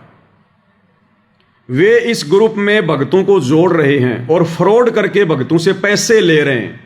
अरे हम सत्सेवक तो थूकते हैं तुम्हारी अन्नपूर्णा मुहिम के पैसों पर, थूकते हैं। थूक के बताऊं क्या? अरे थूक के बताऊं क्या? ये परमात्मा की सेवा का कमरा, थूक नहीं सकता, नहीं तो अभी तुम्हें थूक के बताता। ये पवन दास और मेरे सत्सेवक भाई बहन जो परमेश्वर के प्रति समर्पित हैं, अरे सतलोक आश्रम मैनेजमेंट हरियाणा वालों, तुम्हारे भक्तों के और तुम्हारी ये अन्नपूर्णा मुहिम जैसी घटिया मुहिम के पैसों की तरफ हम तो थूकते भी नहीं है। ये हराम की कमाई, ये पाप की कमाई, ये झूठ और फरेब की कमाई, हम सत्सेवक तो पेशाब भी नहीं करते इसके ऊपर, पेशाब भी। वे इस ग्रुप में भक्तों को जोड़ रहे हैं और फ्रॉड करके पैसे ले रहे हैं। गुरु द्रोहियों द्वारा बनाए हुए इस प्रकार के किसी भी ग्रुप में किसी भी भगत आत्मा ने नहीं जुड़ना है। किसी भी व्हाट्सएप ग्रुप में जुड़ने के लिए किसी भी अपरिचित व्यक्ति का लिंक आता है तो जुड़ने से पहले अपने कोऑर्डिनेटर सेवादार से अवश्य संपर्क करें। कर लेना भैया, जैसा कह रहे हैं वैसा कर लेना। ना तो हम सत्सेवकों ने ऐसा कोई ग्रुप बनाया, ना हम ऐसा कोई ग्रुप बनाते, और ना ऐसी पाप की और हराम की कमाई जो गुरु का परिवार खा रहा है, ये सतलोक आश्रम मैनेजमेंट हरियाणा डकार रहा है। हम सत्सेवक तो थूकते भी नहीं है, ऐसी कमाई पर थूकते भी नहीं है। ये पीला पर्चा तो तुम लोगों ने अपनी वो जो है वो इज्जत बचाने के लिए कि अब हम क्या करें, ये वीडियो तो तेजी से वायरल हो गया, ये तो संगत में पहुंच गया, लोग आपस में चर्चाएं कर रहे हैं कि जिन आश्रमों में हम ज्योति पाठ और दान का पैसा दे रहे हैं वहां तो ऐसे ऐसे निकम्मे और कुकर्मी भगत बैठे हैं। हमारा पैसा तो इन कुपात्रों के कुकर्मियों के हाथ में जा रहा है, इनमें तो भगत का एक भी लक्षण नहीं है।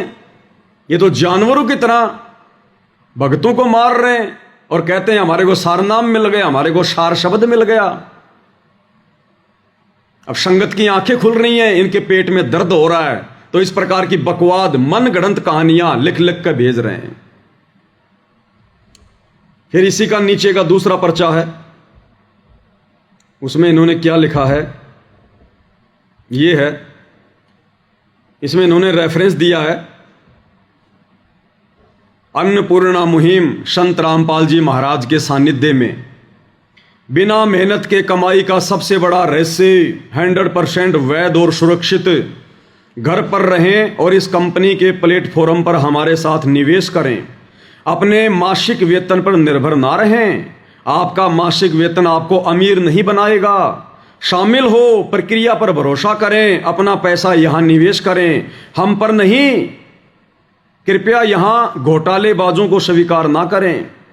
विश्वसनीय क्रिप्टो ट्रेडिंग निवेश कंपनी, निवेश योजना 5,500 का निवेश करें और 24 घंटों के भीतर 55,000 प्राप्त करें। 7,500 का निवेश करें और 24 घंटों के भीतर 75,000 कमाएं। हम थूकते हैं भाई ऐसी कमाई पर। इस परमेश्वर के ज्ञान को आधार बनाकर अपनी आत्मा के कल्याण को देखते हुए हम सत्सेवक भाई बहन तो अपनी नौकरियां तक छोड़ने को तैयार हैं कि हमने नहीं करनी ऐसी नौकरी जिस नौकरी में हमारा समय ज्यादा व्यर्थ बर्बाद हो रहा है, हमारे समाज से बर्बाद हो रही है। अरे सत्सेवक भाई बहन तो जो कमा रहे थे उसका भी आधा कर दिया। नौकरियां छोड़ छोड़ के अपना छोटा मोटा धंधा कर रहे हैं कि भक्ति करेंगे। भक्ति ये गुलामी करते हुए तो असंख्य युग हो गए, मैं असंख्य युग।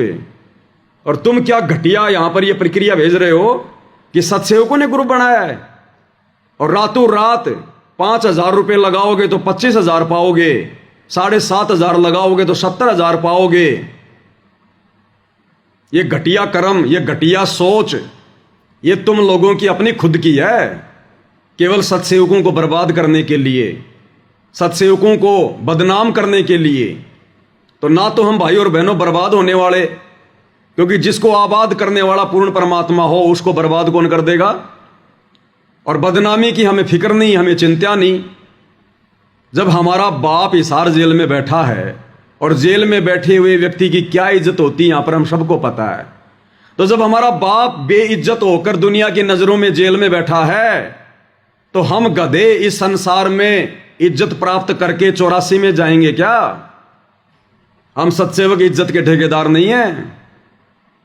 तो ये घटिया और निंदनीय ये पीला पर्चा, और तो तुम्हारे पास में कोई है नहीं जवाब। बुद्धि पे तुम्हारे काल बैठा हुआ है। ये घटिया इल्जाम लगाने के सिवा क्या तुम्हारे पास में? अरे जब तुम हिसार में, वो तुम्हारा बसंत सैनी जो इन आश्रमों में पाठ करता है, जब वो एक किराए की लड़की पकड़ के ला सकता है मुझ पवन दास पर लड़की का झूठा आरोप लगाने के लिए, तो ये व्हाट्सएप पे ग्रुप बना बना के डालना, हमारे को बदनाम करने की साजिश करना, ये कौन सी बड़ी बात है? उस लड़की वाले कुक्रम के आगे तो ये कुछ भी नहीं है। चाहे दिन में 50 ग्रुप बना के और हम सत्सेवकों को तुम बदनाम करो। तो भाई और बहनों, जब इंसान का जब पतन होना शुरू हो जाता है ना, तो उसकी बुद्धि काम करना छोड़ देती है। विनाशकालीन विपरीत बुद्धि हो जाती है उसकी। तो आगे आगे अब इन लोगों के साथ में यही होगा। और देख लेना भाई और बहनों इसका अंजाम। जो इन्होंने गुरुदेव भगवान की भक्ति और मर्यादाओं की 2014 के बाद से जो ये धज्जियां उड़ाई है ना, जो गुरुदेव भगवान की छाती पर इन्होंने जो ये कुठाराघात किया है ना, जितना दुख उनको दिया है, जितने आंसू उनकी आंखों से इन्होंने गिराए हैं, उसका परिणाम देख लेना भाई और बहनों। परमात्मा कुछ नहीं कहेगा, लेकिन उनका विधान काम करेगा। उनका विधान, इनकी दुर्गति देखकर लोग भक्ति से किनारा कर लेंगे। भक्ति से किनारा इनका वो समय आएगा थोड़े दिनों बाद में। ये काल चक्कर शुरू हो चुका है अब। तो ये इनकी मनमानी बकवाद है भाई और बहनों। आप सभी भाई बहनों को सूचित करना जरूरी होता है दास ने, क्योंकि दास की परमात्मा ने यही ड्यूटी लगाई है। अब भाई और बहनों, हम पूज्य गुरुदेव भगवान के सत्संगों के ऊपर चलते हैं, क्योंकि सत्संगों से हमें जानकारी मिलेगी और जानकारी से हम सावधान रहेंगे, अपनी मर्यादाओं को बचा पाएंगे, अपनी भक्ति को सफल कर पाएंगे। तो दास के पास में जो शॉर्ट वीडियो लगभग 1500 की संख्या में है, हम शॉर्ट वीडियो के ऊपर समझने का प्रयास करेंगे जो गुरुदेव भगवान हमें समझाना चाहते हैं। और परमेश्वर इस वीडियो में कह रहे हैं कि बच्चों, इस मां के पेट में ये प्राणी 9 महीने जो कष्ट भोगता है, ऊपर को पैर, नीचे को सिर, और साथ में वो जठराग्नि जिसके तापमान का कोई आइडिया नहीं है। लोहा पिघलाने की जो फैक्ट्री होती है ना, उससे भी सैकड़ों गुना ज्यादा तापमान इस परमेश्वर के द्वारा बनाए गए इस शरीर में जठराग्नि में होता है, जठराग्नि में। ये परमेश्वर की रचना है। तो परमात्मा कहते हैं कि 9 महीने ये आत्मा, ये जीव इतना भयंकर दुख भोगता है। सबसे बड़ा नरक कुंड मां का गर्भ है, मां का पेट, जहां हम सभी भगत भाई बहन जब जब हमारे को ये मनुष्य जन्म मिलता है, हम ये कष्ट भोग कर बाहर निकलते हैं, कष्ट भोग कर बाहर। इसलिए परमात्मा कहते हैं अगर तुम पार नहीं हो पाओगे तो तुम्हें बारंबार नरक कुंड में गिरना पड़ेगा, नरक कुंड में। क्योंकि इस मनुष्य शरीर में एक ब्रह्मांड की पूरी रचना है, पूरी रचना। और एक ब्रह्मांड में इस काल ने स्वर्ग भी बना रखा है, नरक भी बना रखा है। तो हमने सब कुछ भोगना पड़ता है, सब कुछ। तो यदि हम मोक्ष प्राप्त नहीं करते हैं मनुष्य जन्म प्राप्त करके, भले हमारे को परमात्मा 84 में ना भेजे। देखो 84 में भेजना ना भेजना, इसके पीछे भी एक रहस्य होता है। जैसे गुरुदेव भगवान अपने कई सत्संगों में जिक्र करते हैं कि बच्चों, यदि तुमने एक बार उपदेश ले लिया और जब तुम्हें सतनाम मिल जाता है, सतनाम मिलने के बाद यदि तुम्हारी मृत्यु भी हो जाती है या तुम्हारा मोक्ष नहीं हो पाता है, तो तुम 84 लाख योनियों में नहीं जाओगे, बारंबार तुम्हें मनुष्य जन्म प्राप्त होंगे। अब इसके पीछे भी भाई और बहनों कुछ नियम हैं। हर भगत को सतनाम लेने के बाद यदि पार नहीं हुआ तो केवल मनुष्य जन्म ही नहीं मिलेंगे, वो 84 में भी जाएगा। नियम क्या है? 84 में तो वो भगत नहीं जाएगा जो भक्ति करते करते भी, गुरु में श्रद्धा रखते रखते भी, जो किसी कारण से रह गया, उसका पैर फिसल गया, उसने सतनाम भी ले लिया, सारनाम भी ले लिया, लेकिन किसी न किसी पॉइंट पर वो रह गया।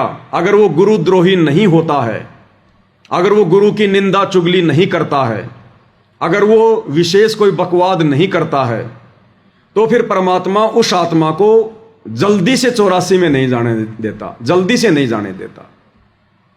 बारंबार उसको मनुष्य जन्म मिलेंगे, परमात्मा उसकी बैटरी चार्ज करता रहेगा। और जिस भगत ने इस सत्संग को सुनकर कि सतनाम तो मेरे को मिल ही गया, सार नाम तो मुझे मिल ही गया, और गुरु जी का आदेश है कि जिसने एक बार सतनाम ले लिया, सार नाम ले लिया, और अगर इस कलयुग की पिछली पीढ़ी में पार नहीं हुआ तो वो 84 में नहीं जाएगा। और वो नादान सोच ले कि अब 84 में तो मैं जाऊंगा ही नहीं, और पार हो ना हो फिर क्या फर्क पड़ता है, बार बार मनुष्य जन्म प्राप्त करूंगा, 84 में तो जाना नहीं।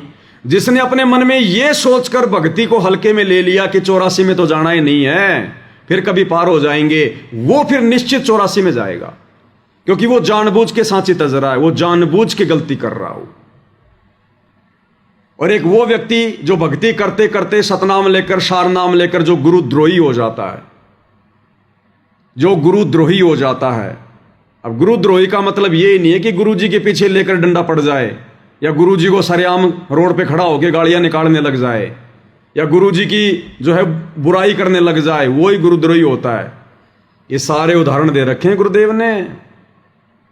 कमाल को गुरुदेव ने गुरुद्रोही की संज्ञा दी, गुरुद्रोही की। अब बताओ भाई और बहनों, कमाल ने कब गुरु जी को गालियां दी, कब गुरु जी की निंदा करी, बताइए? लेकिन वो भी गुरुद्रोही, लेकिन उसने वो काम कर दिया, परमेश्वर की आत्माओं को परमेश्वर से दूर कर दिया, उसने सबकी मर्यादाएं खंडित करवा दी, और अंत में वो गुरुद्रोही कहलाया। वो 84 में जाएगा। और उस कमाल वाला काम वर्तमान में गुरु जी का परिवार कर रहा है, ये कोऑर्डिनेटर कर रहे हैं, ये नामदान संचालक कर रहे हैं, ये बसंत सैनी जैसे लोग कर रहे हैं उसी कमाल वाला काम। अरे कमाल ने तो कभी गुरु जी को गालियां नहीं दी, फिर भी गुरुद्रोही। गालियां ये मैनेजमेंट वाले भी नहीं दे रहे, लेकिन फिर भी ये गुरुद्रोही है, क्योंकि इनकी नीच हरकतों से ये दुनिया वाले गुरु जी को गालियां दे रहे हैं। इन्होंने 2019 में गुरुदेव भगवान की मर्यादाओं के विरुद्ध खड़ा होकर काल प्रेरणा से पूरी संगत को यह आदेश बता दिया कि गुरु जी का आदेश है, हमने बीजेपी को हराना है और कांग्रेस को जिताना है। और एक ऐसे व्यक्ति का फुल टू फुल हरियाणा में समर्थन करवा दिया भक्तों से, जिस व्यक्ति के विषय में गुरुदेव ने साफ साफ कह रखा कि उस भूपेंद्र सिंह हुड्डा को, जो करोथा कांड के समय कांग्रेस सरकार में हरियाणा का मुख्यमंत्री था, गुरुदेव ने कह दिया कि उस व्यक्ति के तो इतने लंबे लंबे कीड़े पड़ेंगे, इतने लंबे लंबे कीड़े। और उसने तो पाप कर्मों की मालगाड़ी भर ली, पाप कर्मों की मालगाड़ी। उसी व्यक्ति को काल प्रेरणा से 2019 में गुरुजी के परिवार ने, इन कोऑर्डिनेटरों ने हरियाणा में दोबारा से मुख्यमंत्री बनाने के लिए जी जान से प्रयास किया। सतगुरु के द्रोही उस भूपेंद्र सिंह हुड्डा का समर्थन करवाया। और जिस समय इन्होंने गुरुदेव के विधान से हटकर, क्योंकि गुरुदेव भगवान तो राजनेताओं पर थूकते भी नहीं है, इस राजनीति पर थूकना भी पसंद नहीं करते गुरुजी, तो अपने भक्तों को इस गंदी राजनीति में झोंकना तो बहुत दूर की बात है। और उसी गुरु का नाम लेकर 2019 में कांग्रेस को वोट डलवाए। अब जब कांग्रेस को वोट डलवाए जा रहे थे, खुलेआम कांग्रेस का समर्थन किया जा रहा था, तो बीजेपी वाले क्या कर रहे थे? वो गुरुजी को गालियां दे रहे थे। पता नहीं क्या क्या कहा होगा गुरुदेव भगवान को कि काय का संत है, डोंगी, पाखंडी, इसमें और राम रहीम में क्या अंतर, इसमें और आसाराम में क्या अंतर। सरकार के तलवे चाटने शुरू कर दिए।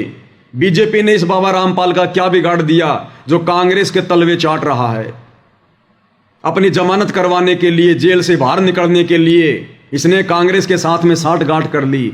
अब दुनिया को क्या पता कि ये सारे कुकर्म उनकी गैर हाजिरी में उनका परिवार कर रहा है, ये कोऑर्डिनेटर कर रहे हैं काल प्रेरणा से। तो बीजेपी वालों ने जी भर के गुरु की निंदा की, जी भर के गुरु को गालियां दी।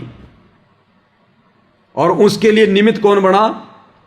गुरुजी की आड़ में 2019 में कांग्रेस का समर्थन करवाने वाला गुरु का परिवार, ये कोऑर्डिनेटर।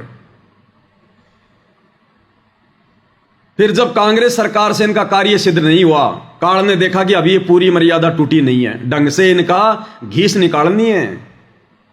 फिर 2024 में उसी काल ने प्रेरणा करके इस सतलोक आश्रम मैनेजमेंट हरियाणा को बीजेपी के सपोर्ट में खड़ा कर दिया। कांग्रेस को छोड़ दिया और फिर बीजेपी के सपोर्ट में आ गए। बड़े बड़े नेताओं की रैलियों में, एमएलए की रैलियों में बेचारे भोले भाले भक्तों को गुरुजी का आदेश बताकर भेजा जा रहा है। सरेआम वोट डलवाए जा रहे हैं पार्टी विशेष का नाम लेकर। अब वो कांग्रेस वाले क्या करेंगे? फिर वो गुरुजी को गालियां निकालेंगे कि भाई ये तो वास्तव में महादोगल आदमी है। अब इसने बीजेपी की पूंछ पकड़ ली, ये तो दल बदलू आदमी है, ये बाबा रामपाल तो बिना पैंदे का लोटा है, पता नहीं क्या क्या कहा होगा और जी भर के गालियां दी होंगी। इसका तो कोई स्टैंड ही नहीं है। इस बाबा रामपाल से तो राम रहीम 100 गुना अच्छा। वो शुरू से बीजेपी का है और ये तो कभी कांग्रेस का, कभी बीजेपी का, कभी कांग्रेस का, कभी बीजेपी का। तो गुरुदेव भगवान की ये निंदा चुगली जो उन्होंने की, उसके लिए निमित्त कौन बने? गुरुजी का परिवार, ये कोऑर्डिनेटर। तो बताओ इनसे बड़ा गुरुद्रोही और कौन होगा? अरे उस कमाल ने कम से कम ऐसा घटिया काम तो नहीं किया जो तुमने कर दिया। तुम तो उससे भी बड़े गुरुद्रोही की श्रेणी में हो। अरे उस काल ने कभी स्टेडियम तो नहीं बनवाए, खेल तो उस समय भी खेला करते थे लोग। उस काल ने कभी, उस कमाल ने कभी स्टेडियम तो नहीं बनवाए, अपने गुरु की मर्यादाओं को सरेआम तो नहीं तोड़ा। जो कुकर्म तुम लोगों ने कर दिए गुरु की आड़ में, तो ये रियल गुरुद्रोही हैं भाई और बहनों। तो ऐसी आत्माएं फिर 84 लाख योनि में जाएंगी, चाहे वो कितना बड़ा सूरमा क्यों ना हो। उसने चाहे सतनाम ले रखा हो, चाहे सारनाम ले रखा हो, ये काल सूक्ष्म चोट मारेगा। ये आमने सामने की लड़ाई नहीं लड़ेगा वर्तमान में। इसने कह रखा है कि अब मैं रावण जैसी गलती नहीं करूंगा, आमने सामने होकर लड़ाई नहीं लड़ूंगा। मैं दुर्योधन जैसी गलती नहीं करूंगा, आमने सामने की लड़ाई नहीं लड़ूंगा। मैं कंस जैसी गलती नहीं करूंगा, आमने सामने की लड़ाई नहीं लड़ूंगा। इस कलयुग की बिचली पीढ़ी में अगर मैं लड़ाई लड़ूंगा उस कल की भगवान के साथ, उस पूर्ण परमात्मा के साथ, तो उसके भक्तों के अंदर मैं प्रवेश करके लड़ूंगा, उसके भक्तों में प्रवेश करके लड़ूंगा। उसके भक्तों का ही मैं उस भगवान का विरोधी बना दूंगा और फिर कहूंगा कि अब मुझे मार के बता। अगर मुझे मारना है तो पहले अपने भक्तों को मारना पड़ेगा, क्योंकि मैं तेरे भक्तों में प्रवेश हूं। अगर मुझ काल को मारना है तो पहले अपने भक्तों को मारना पड़ेगा, क्योंकि अब वो आमने सामने की लड़ाई नहीं लड़ रहा, अब वो सूक्ष्म लड़ाई लड़ रहा है, भक्तों में प्रवेश करके भक्तों की मर्यादा तोड़वा रहा है। इसलिए तो गुरुदेव भगवान कहते हैं, संगत माही कुसंगत उपजे जैसे बन में बांस, और आप घिस घिस आग लगा देकर बनखंड का भी नाश। अब भाई बाप तो अपने बेटों को मार नहीं सकता, चाहे कितना ही निकम्मा क्यों ना हो। तो बाप ने खूब कोशिश की समझाने की, लेकिन नहीं समझे। बरवाला कांड से पहले बहुत कोशिश की समझाने की, लेकिन नहीं समझे। और बरवाला कांड के बाद भी गुरु ने 10 साल तक मौका दिया कि संभल जाओ संभल जाओ संभल जाओ, नहीं संभले, उल्टे बिगड़ते चले गए। तो अब गुरुदेव भगवान ने इन आश्रम वालों को और अपने परिवार को उनके जो है वो कर्मों के ऊपर छोड़ दिया कि भाई अब तुम्हें सजा तुम्हारे कर्म ही देंगे, क्योंकि संत तो अपनी संतता छोड़ेगा नहीं, अपनी तरफ से किसी को बद्दुआ देगा नहीं। इसलिए जीव के कर्मों पे छोड़ दिया। और कर्म इनके इतने बिगड़े हुए हैं भाई और बहनों, इतने बिगड़े हुए हैं, इनका कहीं से कोई बचाव का साधन नहीं निकलेगा कहीं से भी। तो इस प्रकार की जो आत्माएं हैं, ऐसी जो घटिया हरकतें कर रहे हैं, भले उनको शतनाम मिला हो चाहे सारनाम मिला हो, वो भी 84 लाख योनियों में जाएंगे, 84 लाख योनियों में। इसलिए परमात्मा कह रहे हैं, और फिर बार बार वो निकम्मी आत्माएं उस मां के गर्भ से जन्म लेंगी। अगर मनुष्य जन्म भी उनको मिलेंगे ना, तो बार बार मां के गर्भ से तो आना पड़ेगा, वो प्रकट थोड़ी होगा। प्रोसीजर तो वही है ना मनुष्य जन्म प्राप्त करने की। और मां के गर्भ में आएगा, फिर क्या होगा? नरक कुंड भोगना पड़ेगा, नरक कुंड, क्योंकि इस पिंड में एक ब्रह्मांड का लघु चित्र है। स्वर्ग नरक 14 भवन 7 दीप 9 खंड, सारे देवी देवताओं का वास, कामधेनु का, सब इस शरीर के अंदर है। और जब उसका नरक भोगने का समय आता है, तब उसको मां के गर्भ में डाल दिया जाता है। फिर उसको मनुष्य जन्म मिलता है। और मनुष्य जन्म में यदि उसने कोई ऐसा कुकर्म कर दिया, यदि किसी की हत्या कर दी, यदि उसको जो है वो कसाई का जन्म मिल गया, तो कसाई के जन्म में वो कितने बकरे काटेगा, कितने मुर्गे काटेगा, कितने कर्म फोड़ेगा। फिर वो कुकर्मों का फल भोगने के लिए फिर उसको भी 84 में जाना पड़ेगा। तो भाई और बहनों, एक बार यदि बात बिगड़ गई तो फिर बिगड़ती चली जाएगी, फिर बिगड़ती चली जाएगी। ये बात फिर संभलने में नहीं आएगी ये। इसलिए हमने साथ साथ में गुरुदेव के संकेतों को भी समझना है। हम इसी बात को लेकर ना भूल जाएं कि बस अब तो मेरे को सतनाम मिल गया, सारनाम मिल गया, अगर पार भी नहीं हो पाया तो 84 में तो जाऊंगा ही नहीं। किसने कह दिया 84 में नहीं जाएगा? अरे ब्रह्मा विष्णु महेश की पदवी कौन आत्मा प्राप्त करती है? वो आत्मा जो कलयुग की पिछली पीढ़ी में सतगुरु रामपाल जी की शरण में आती है, और शरण में आकर जो सारनाम की कमाई करता है। और सारनाम लेने के बाद भी जो आत्मा पार नहीं हो पाती है, उन्हीं आत्माओं को तो फिर ब्रह्मा विष्णु महेश की पदवी मिलती है। और गुरुदेव ने क्या बताया कि ये ब्रह्मा विष्णु महेश भी अपना समय पूरा करके 84 लाख की यात्रा में जाएंगे, 84 लाख की यात्रा में। तो कौन से बहम में घूम रहे हो भाई और बहनों? इसलिए परमात्मा कहते हैं, समझा है तो सिर धर पांव, बहुर नहीं रे ऐसा दाव। तो परमेश्वर उसी के विषय में हमें कुछ बातें बता रहे हैं जो ध्यान से सुनने की आवश्यकता है। तू ही तुतकारे थी, जपे था जपा जाप, और बाहर आके भरम गया तो बहुत करत है पाप। माँ के पेट में तो तू ही ये भगवान बच पक्ष बाहर निकाल दो, आपको बोलूंगा नहीं, तू ही, तेरे बिना कोई नहीं हमारा, तू ही तुतकारे थी, वहां जपता जपा जाप, और बाहर आके भरम गया तन बहुत किए अब पाप। तू ही तुतकारे थी, रंकार धुन ध्यान, कभी तड़प तड़प का मालिक ने याद करे था अंदर से कसक के साथ। जिन यो साज बनाई या जाकू ले पहचान, जिन यो साज बनाई या जाकू ले पहचान।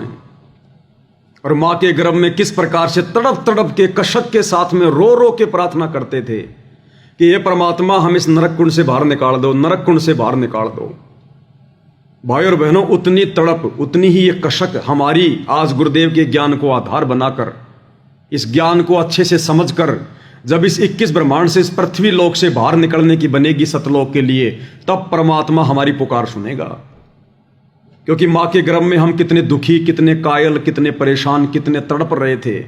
गुरु के हर वचन को स्वीकार कर रहे थे कि आप जो कहोगे मैं आपकी हर बात मानूंगा, बस आप मुझे एक बार इस दुख से बाहर निकाल दो।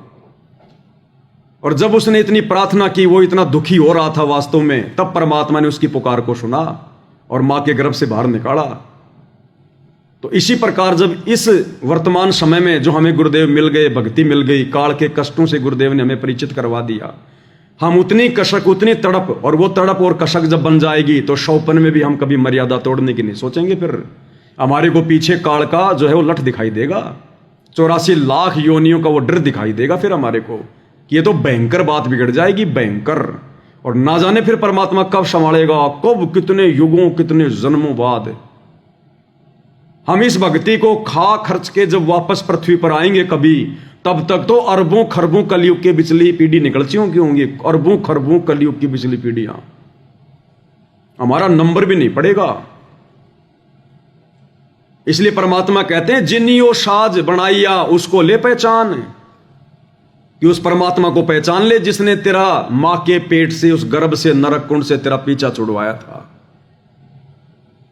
अरे जिस भगवान ने, जिस कबीर देव ने मां के गर्भ से हमारा पीछा छुड़वाया हमारी प्रार्थना पर, तो उस कबीर के अलावा अब इस धरती पर, इस काल के लोक से हमारा पीछा और कौन छुड़वा सकता है? वही छुड़वाएगा जिसने मां के गर्भ से छुड़वाया। इसलिए परमात्मा कहते हैं जिनियो साज बनाइया वा को ले पहचान, कि अब उस कबीर भगवान को तू पहचान ले, अपने सतगुरु को पहचान ले। बंदी छोड़ कौन हो सकता है? काल के बंधनों से कौन छुड़वा सकता है? वो मां का गर्भ भी तो काल का जो है वो बंधन था, बंद थी। जब वहां से बंदी छोड़ने छुड़वाया तो आज कौन छुड़वा देगा उनके अलावा? तो सतगुरु रूप में वो बंदी छोड़ आया हुआ है, कबीर भगवान आया हुआ है। इसलिए परमात्मा कहते हैं जिनियो साज बनाइया, जिसने ये खेल रचा है वाकू ले पहचान। तो ये सतगुरु की पहचान करवाई जा रही है भाई और बहनों, पहचान।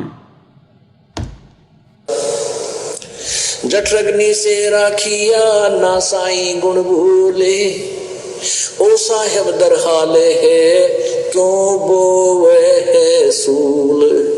क्या बताते हैं? उस परम पिता की गुणों को भूला मत भाई, जिसने तेरी ऐसी आपत्ति में रक्षा की। मां के पेट में सबसे भयंकर दुख है मां के गर्भ में। आपको एक प्राणी का 100 वर्ष जीवन और 100 वर्ष कोड लग जा, उससे भी ज्यादा दुख 9 महीने के अंदर इस गर्भ के अंदर आप काट कर बाहर आते हो, और बाहर आते भूल जाते हो, क्योंकि बिना ज्ञान के, बगैर सत्संग के हम ऐसे धोखा खाते रहे। जठरग्नि से राखिया ना साईं गुण भूले, उस माँ के पेट में आग बढ़ी थी, वहां भी इतनी रक्षा की। जैसे होली को, प्रहलाद को होली से बचाया था, ऐसे ही माँ के पेट में होली है, उसके साथ तेरी रक्षा की परमात्मा ने। ना साईं गुण भूल, उस परम पिता के गुणों को भूल मत। और ओ साहेब दर हाल है क्यों बोवत है सूल, कि वो परमात्मा आज भी है, तो ये खोटे कर्म ना करे, चोरी ठगी रिश्वतखोरी बकवाद है, इन न छोड़ दे, आज भी इतना वो तेरे अवश्य देगा। परमेश्वर हमें भाई और बहनों इतना सब कुछ समझा रहे हैं, इतना सब कुछ बता रहे हैं, केवल हमारी सुरती सतलोक में लगवाना चाहते हैं, हमारी सुरती भक्ति में लगवाना चाहते हैं, ताकि इन असंख्य जन्मों से, असंख्य युगों से जो हम ये कष्ट भोगते हुए आ रहे हैं, इनसे हमारा किसी भी प्रकार से पीछा छूटे। और जो विवेकी आत्मा होगी, जो समझदार आत्मा होगी, जो अधिकारी आत्मा होगी, भाई और बहनों, वो तो इस प्राइम टाइम को बिल्कुल भी नहीं चुकेगी और सिर धड़ की बाजी लगाकर गुरुदेव पर कुर्बान हो जाएगी। अगले वीडियो में भाई और बहनों परमेश्वर हमें एक छोटे से सत्संग के माध्यम से आगाह कर रहे हैं कि यदि हमने इस भक्ति को सफल करना है तो किस प्रकार से करना है। अब ये वो समय नहीं रहा भाई और बहनों कि हम चलते फिरते, नहाते धोते, उठते बैठते हम अपनी भक्ति सफल कर लेंगे। नहीं, वो समय कुछ और था, वो समय जा चुका है। वो दौर भक्ति का शुरुआती दौर था। ये तत्व ज्ञान सभी के लिए नया था। कोई भी आत्मा इस ज्ञान को समझकर, ज्ञान को आधार बनाकर सतगुरु से नहीं जुड़ सकती थी, क्योंकि यह ज्ञान हर प्रकार से नया था, नूतन। किसी के भी गले नहीं उतरता यह ज्ञान। उस समय गुरुदेव ने कोई सदग्रंथ नहीं दिखाए, गीता, वेद, कुरान, पुराण नहीं पढ़ाए, सन 1994 से 2001 तक। इसलिए यह ज्ञान किसी के गले नहीं उतरता। कोई इन बातों पर विश्वास नहीं करता, सृष्टि रचना पर, गरीबदास जी के ग्रंथ साहिब पर। इसलिए उस समय परमात्मा ने थोड़ी ढील दे रखी थी कि जैसे भी ये लौटते पोटते घूमते फिरते, जैसे भी ये भक्ति करें, आगे बढ़ेंगे, धीरे धीरे ज्ञान सुनेंगे तो समझ में आ जाएगा। और परमात्मा ने, गुरुदेव भगवान ने अपनी तरफ से 100 सुख दिए। मालिक को पता था कि ये ज्ञान से भक्ति पर नहीं टिकेंगे, इनके बिगड़े हुए काम बनेंगे, तब इनको विश्वास बनेगा, तब ये भक्ति मार्ग पर टिक सकते, नहीं तो नहीं टिकेंगे। एक सत्संग में परमात्मा ने बताया कि किसी व्यक्ति के होठ के ऊपर चोट लग गई, काफी गोली दवाई कराई लेकिन कोई आराम नहीं हुआ। तो किसी बुजुर्ग ने बताया कि भाई थोड़ा सा देसी घी का हलवा बना के इसके होठ पे लगाओ, उससे ये ठीक होगा।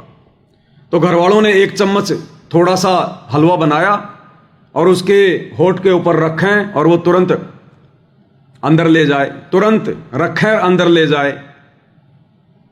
तो फिर उस व्यक्ति ने कहा, अरे पहले इसको अंदर से छिकाओ, पहले इसका पेट अंदर से भरो पूरा, फिर ये इसके होठ पे टिकेगा ये हलवा। तो फिर ढंग से हलवा बनाया, पहले उसको खिलाया, और जब उसका पेट भर गया, और हलवा भाई और बहनों गुरुदेव ने बताया एक ऐसी चीज है, एक बार यदि आपका हलवे से मन भर गया ना, उसके बाद में आपको इतना सा हलवा भी अच्छा नहीं लगेगा।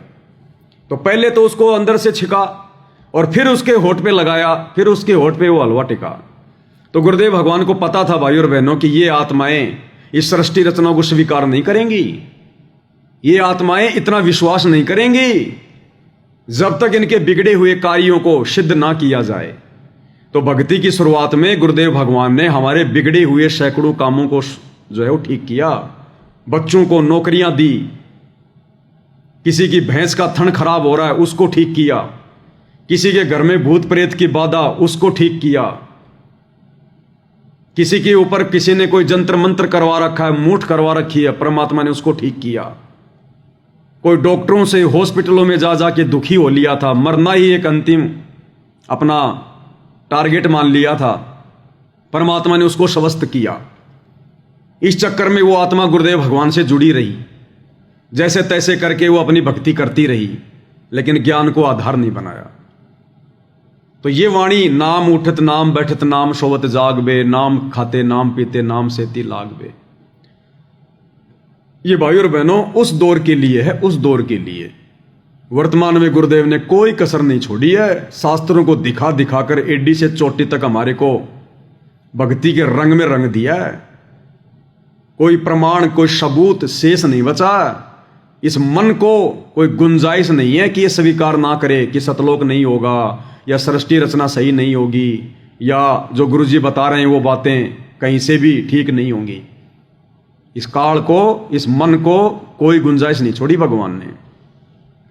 इसलिए अब हम भगत भाई बहनों ने वो भक्ति करनी पड़ेगी जो शास्त्र अनुकूल भक्ति हमसे गुरुजी करवाना चाहते हैं, जिस विधि से हमसे भक्ति करवाना चाहते हैं, और इस विधि से ही फिर हमारे को ये लाभ होंगे। वर्तमान में शुरू में तो गुरुदेव भगवान ने दिए, लेकिन अब नहीं देगा परमात्मा। अब तो हमने खुद मेहनत करनी पड़ेगी, गुरुदेव के बताए मार्ग पे चलना पड़ेगा, तब ऑटोमेटिक लाभ होंगे, ऑटोमेटिक लाभ। लेकिन उस समय के लिए भी गुरुदेव भगवान ने क्या संकेत किया, उस समय के लिए भी, ये सत्संग सन 1999 का है, रोहतक सत्संग, और उस समय के लिए भी गुरुदेव भगवान क्या कह रहे हैं। तो वर्तमान वाले भगत भाई बहनों ने तो किस प्रकार से भक्ति को समय देना पड़ेगा। इस सत्संग में गुरुदेव भगवान कह रहे हैं कि हमारी माता बहनें 100 काम छोड़कर अपने बच्चों को साथ में लेकर बैठकर भक्ति करती हैं। देखो कई बार गुरुदेव भगवान कह देते हैं कि भाई ये भक्ति बहुत आसान है, बहुत सहज है। आप अगर झाड़ू निकाल रही हैं तो झाड़ू भी निकालो और अपने मंत्र भी जाप करो। आप अपने घर का खाना भी बनाते रहो, रसोई में काम भी करते रहो और अपनी आरती भी लगा लो। किसान खेत में अपना काम कर रहा है, साथ में अपनी आरती भी लगा ले, आरती भी सुनता रहे और अपना काम भी करता रहे। मजदूर अपनी मजदूरी भी करता रहे और अपना काम भी करता रहे। और किसी किसी सत्संग में फिर गुरुदेव ने क्या बताया कि बच्चों, जब तक हम प्रथम मंत्र का जाप सुरती, नृत्य और मन के साथ नहीं करेंगे, तब तक वो कमाई हमारे मोक्ष में काउंट नहीं होगी। और शतनाम के बारे में बताया कि जब तक हम सुरती, नृत्य, मन और पवन, ये चारों एलिमेंट लगाकर भक्ति नहीं करेंगे विधि से, वो शतनाम की कमाई हमारे मोक्ष में काउंट नहीं होगी। बाकी हम जो भक्ति कर रहे हैं, जो मंत्र जाप कर रहे हैं, व्यर्थ वो भी नहीं है। क्योंकि परमात्मा कहते हैं नाम अभय पद निश्चय उपजय, बीज पड़े ज्यों खूडम। यानी किसान जब बीज डालता है वो तो अपनी मुट्ठी से छोड़ देता है। अब कोई बीज जमीन में जाके उल्टा गिरता है, कोई सीधा गिरता है, तो वो जामता अवश्य है। इसलिए परमात्मा कह रहे हैं कि नाम सुमरण तो वो भी काम करेगा जो खाते पीते, उठते बैठते, नहाते धोते कर रहे हैं। लेकिन विशेष इस मोक्ष वाली भक्ति में तुम्हारा वो सुमरण काउंट होगा, तुम्हारा वो भक्ति धन गिना जाएगा जो तुम विधि विधान से करोगे, सुरती, नृत्य, मन और पवन के साथ में करोगे। तीनों समय की आरतियां समय निकालकर, बैठकर या खड़े होकर, जैसे भी तुम्हारी व्यवस्था है, और विधि विधान से करोगे, हाथ में भक्ति बोध लेकर करोगे। अनपढ़ हो तो फिर गुरुदेव भगवान की अपनी ऑडियो वीडियो लगा लो, लेकिन तुमने समय निकालना पड़ेगा, एक जगह स्थिर होना पड़ेगा, बैठना पड़ेगा या खड़ा होना पड़ेगा। अब भागते भागते, नहाते धोते, उठते बैठते, भैंसों को बाहर ले जाते लाते ये आरतियां करोगे तो बात नहीं बनेगी। अब ये बिल्कुल पीक टाइम आ गया भक्ति का। और अब परमात्मा ने हमें वो भक्ति विधि दे दी, अनमोल भक्ति विधि। कम से कम सुबह शाम तो हम भगत भाई बहनों ने गुरुदेव भगवान की 5 दीपक वाली थाली के साथ में आरती उतारनी है। देखो, विशेष परिस्थितियों में चाहे सुबह का नित्य नियम हो, चाहे शाम की संध्या आरती हो, अगर हम दीपक वाली आरती के साथ में नहीं करते हैं तो कोई दोष नहीं है, कोई नुकसान नहीं है। भले आप जी 5 दिन के लिए कहीं बाहर चले गए, आप नहीं कर पाए तो कोई दिक्कत नहीं है। ऐसी विशेष परिस्थितियों में हम लोग चलते चलते भी आरती कर सकते हैं, अपना काम धाम करते करते भी हम लोग आरती जो है वो कर सकते हैं। लेकिन यदि आप बिल्कुल नॉर्मल वे में हैं, आपके पास समय है, तो फिर हमने विधि विधान से ही परमेश्वर की आरतियां करनी पड़ेंगी। हमने समय निकालकर चारों एलिमेंट लगाकर सुरती, नृत्य और मन और पवन के साथ ही हमने सुमरण करना पड़ेगा। और उस सुमरण में जो आनंद होगा, उस सुमरण का जो धन जमा होगा, वो वारन पार होगा। तो वर्तमान में तो हमने भाइयों और बहनों कितना सावधान होकर इस भक्ति को ही अपने जीवन का अंतिम लक्ष्य मानकर, प्रथम कार्य मानकर, बाकी कार्य बाद में, भक्ति वाला कार्य प्रथम, आत्म कल्याण प्रथम है, बाकी दुनिया के काम बाद में है। और जिस समय आत्माएं इस विधि से भक्ति नहीं करती थी, फिर भी परमात्मा सत्संग में जिक्र कर रहे हैं, क्योंकि परमात्मा ने वो सत्संग उस समय केवल उसी समय को ध्यान में रख के नहीं किया, मालिक ने आगामी समय को ध्यान में रख के सत्संग किया। और गुरुदेव कह रहे हैं 1999 में कि हमारी माता बहनें 100 काम छोड़कर, अब बताओ भाई 100 काम में तो सारे काम आ गए, खाना बनाने का काम, झाड़ू निकालने का काम, कपड़े धोने का काम, बर्तन धोने का काम, बच्चों को नहलाने का काम, उनको कपड़े पहनाने का काम, सारे काम आ गए 100 कामों में। तो 100 काम तो होते भी नहीं है। और दूसरा 100 काम का मतलब होता है सारे सांसारिक झंझटों को छोड़कर। और क्या कह रहे हैं, बच्चों को साथ में लेकर बैठकर भक्ति करते हैं, आरती करते हैं। तो ये आदेश है गुरुदेव भगवान का। जब हम भी इसी प्रकार से अपने 100 काम छोड़कर और बैठकर यहां पर बैठने का मतलब है शांति से, जैसे पहले हम भागादौड़ी में आरती, भागादौड़ी में भक्ति मंत्र करते थे, तो यहां पर बैठने का मतलब है शांति से समय निकालकर अपने बच्चों को साथ में लेकर बैठ के भक्ति करती हैं। अब एक तरफ तो गुरुजी कहते हैं कि खाना बनाते बनाते भी कर लो, और यहां कह रहे हैं कि 100 काम छोड़कर हमारी माता बहनें बच्चों को साथ में लेकर भक्ति कर रही हैं। तो भाई और बहनों, हमने गुरुदेव के संकेतों को समझना पड़ेगा। आप विशेष परिस्थितियों में अपना कार्य करते करते आरती कर सकते हो, सुमरण कर सकते हो, लेकिन हमने ये रोजाना का रूटीन नहीं बनाना। ये मजबूरी आपको महीने में 2 बार आ सकती है, 3 बार आ सकती है, ज्यादा से ज्यादा 5 बार आ सकती है। उन मजबूरी में तो हम लोग आरती वारती ऐसे कर सकते हैं, अपना ऑडियो वीडियो में लगा के या जैसे भी है, अपना कोई कार्य जो है वो करते करते। आप कहीं जा रहे हो, आप अपनी गाड़ी में आरती लगा लो, 2-4 भगत हो तो वैसे अपनी लेके भक्ति बोध अपना बैठे बैठे आरती कर लो, ये विशेष परिस्थितियों में। बाकी यदि आप घर पर हो, नॉर्मल वे में हो, तो फिर आपने विधि विधान से ही परमेश्वर की शास्त्र अनुकूल भक्ति करनी पड़ेगी। तभी ये माना जाएगा कि हमने 100 कार्यों को छोड़कर भक्ति को प्रथम महत्व दिया है।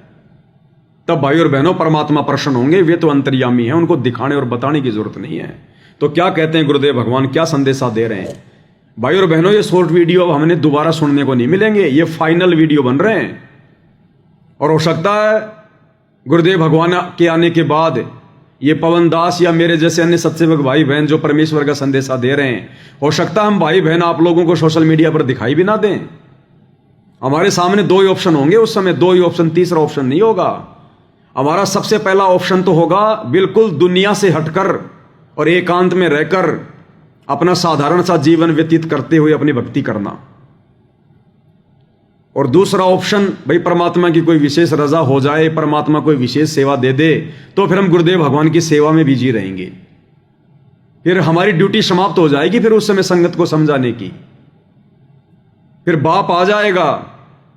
अरे जब तक हॉस्पिटल में बड़ा डॉक्टर नहीं होता तब तक ही कंपाउंडर की ड्यूटी होती है मरीज को संभालने की, गोली दवाई देने की, छोटा मोटा इंजेक्शन लगाने की, उसको जो है वो ग्लूकोज वगैरह देने की, कोई जो है मरहम पट्टी करने की।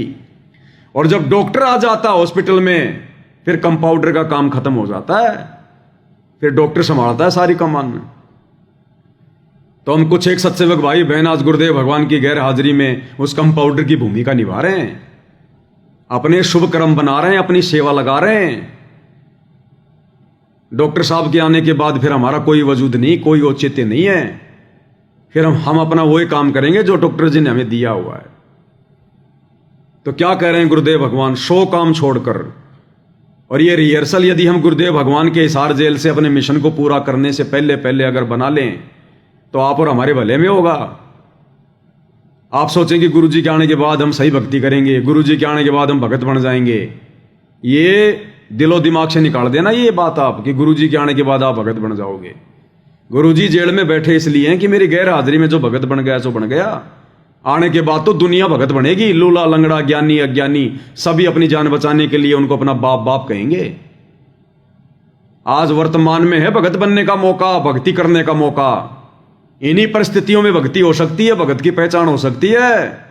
आने वाले समय में तो फिर से वही समय आ जाएगा जो समय 1994 से 2014 तक था। भक्ति भाव भादो नदी सब चले गहराए। तो गुरुदेव के आने के बाद फिर से पूरा विश्व टूट पड़ेगा। भक्ति भाव भादो नदी सब चले गहराए। ये जो बीच का समय दिया है गुरुदेव ने 2014 से, और जब तक गुरुदेव भगवान हिसार जेल से बाहर नहीं आते हैं तब तक ही भक्ति करने का, भगत बनने का चांस है। उसके बाद तो आपको एक गधा भी आपको भगत बना दिखाई देगा, भगत बना, साधु बना दिखाई देगा। तो क्या कह रहे हैं गुरुदेव भगवान? कम से कम भी 20,000 व्यक्ति हैं, 40,000 संगत है, और जिसमें 20,000 तो ऐसे जो दुख से सुख में आए। अरे उनके घर में छोटे छोटे बच्चे भी परमात्मा की आरती करते। मेरे ख्याल में ऋषि भी फेल है हमारे परिवारों के सामने, इनके घर में जाकर देखा करो। 100 काम छोड़कर हमारी बहन बेटी अपने बच्चों और सारन बिठाकर आरती करती है। और कम से कम 10,000 परिवार ऐसे। दोबारा सुन लो, 100 काम छोड़कर, 100 काम छोड़कर हमारी बहन बेटी अपने बच्चों और सारन बिठाकर, एक बार फिर से, 100 काम छोड़कर हमारी बहन बेटी अपने बच्चों और सारन बिठाकर आरती करती है। 100 काम छोड़कर हमारी बहन बेटियां अपने बच्चों को साथ में बैठा के अपनी भक्ति करती हैं, आरतियां करती हैं। जबकि उस समय भाई और बहनों 100 काम छोड़ के कोई भी माता बहन ये भक्ति नहीं कर रही थी। लेकिन परमात्मा फिर भी अपने बच्चों को जो है बढ़ाई देते हैं, बढ़ाई, उनकी पीठ थपथपाते हैं ताकि इन बातों को सुनकर दूसरों को प्रेरणा मिले। उस समय कर कोई नहीं रहा था, लेकिन गुरुजी अगर सत्संग में इस प्रकार की बातें बोल रहे हैं तो दूसरे सुनने वाले भक्तों को यह प्रेरणा मिलेगी कि भाई इसका मतलब मुझे भी 100 काम छोड़ के बैठ के भक्ति करनी चाहिए। इसलिए परमात्मा कुछ बातें अपनी तरफ से कहते हैं। अरे जब आज बसंत सैनी जैसे भगत कहां 1999 की बात कर रहे हैं गुरु जी, और आज 2025 इस बसंत सैनी तो सन 2000 में नाम ले लिया था। जब आज ये बसंत सैनी 100 काम छोड़कर भक्ति गई बाढ़ में भक्तों की पिटाई करने आ गया, तो उस समय कहां हमारी माता बहनें 100 काम छोड़कर भक्ति कर रही होंगी। जब आज 20 साल बाद भी ये लोग अपने 100 काम छोड़कर भक्तों को मारना अपना जो हम टारगेट बना रखे हैं, 100 काम छोड़कर राजनेताओं की रैलियों में जाना, 100 काम छोड़कर अन्नपूर्णा मुहिम के तहत अपना समय बर्बाद करना, 100 काम छोड़कर और जाटों की धर्मशाला बनवाना, 100 काम छोड़ के स्टेडियम बनवाना, 100 काम छोड़ के भक्तों को इन आश्रमों में मिट्टी ढोने के काम में लगाना गधे की तरह। अरे आश्रम में कोई भक्ति के लिए जाता है या वहां पे कोई मजदूरी के लिए जाता है? ये भगवान इस गंदे लोक में हमसे मजदूरी करवाने आता है क्या? आश्रम बनवाने आता है क्या? लेकिन यहां काल ने भक्तों को गधा बना दिया, मजदूर बना दिया, मजदूर। तो सोचिए 1999 में कौन 100 काम छोड़ के भक्ति कर रहा होगा। लेकिन ये परमात्मा तो अपने बच्चों को मुफ्त में बढ़ाई देते, मुफ्त में बढ़ाई। और उस समय के ये वचन आज आप और हमारे काम आएंगे, आप और हमारे काम, कि जब 1999 में भी 100 काम छोड़ के भक्ति करने की जरूरत थी, तो आज तो भाई भक्ति का पीक टाइम है। आज तो 1000 काम छोड़ के हमने इस परमात्मा की भक्ति को प्रथम वैरायटी देनी पड़ेगी, प्रथम प्रायोरिटी देनी पड़ेगी। क्या कह रहे हैं परमेश्वर? परमात्मा की आरती करते, मेरे ख्याल में ऋषि भी फेल है हमारे परिवारों के सामने। इनके घर में जाकर देखा करो, 100 काम छोड़कर हमारी बहन बेटी अपने बच्चों और सारन बिठाकर आरती करती है। और कम से कम 10,000 परिवार ऐसे हैं जो दारू से बर्बाद हो चुके थे, तो इतना बुरा हाल कर रखा था। आज वो प्राणी पहले शराबी कहलाते थे, आज भगत जी के नाम से जाने जाते हैं।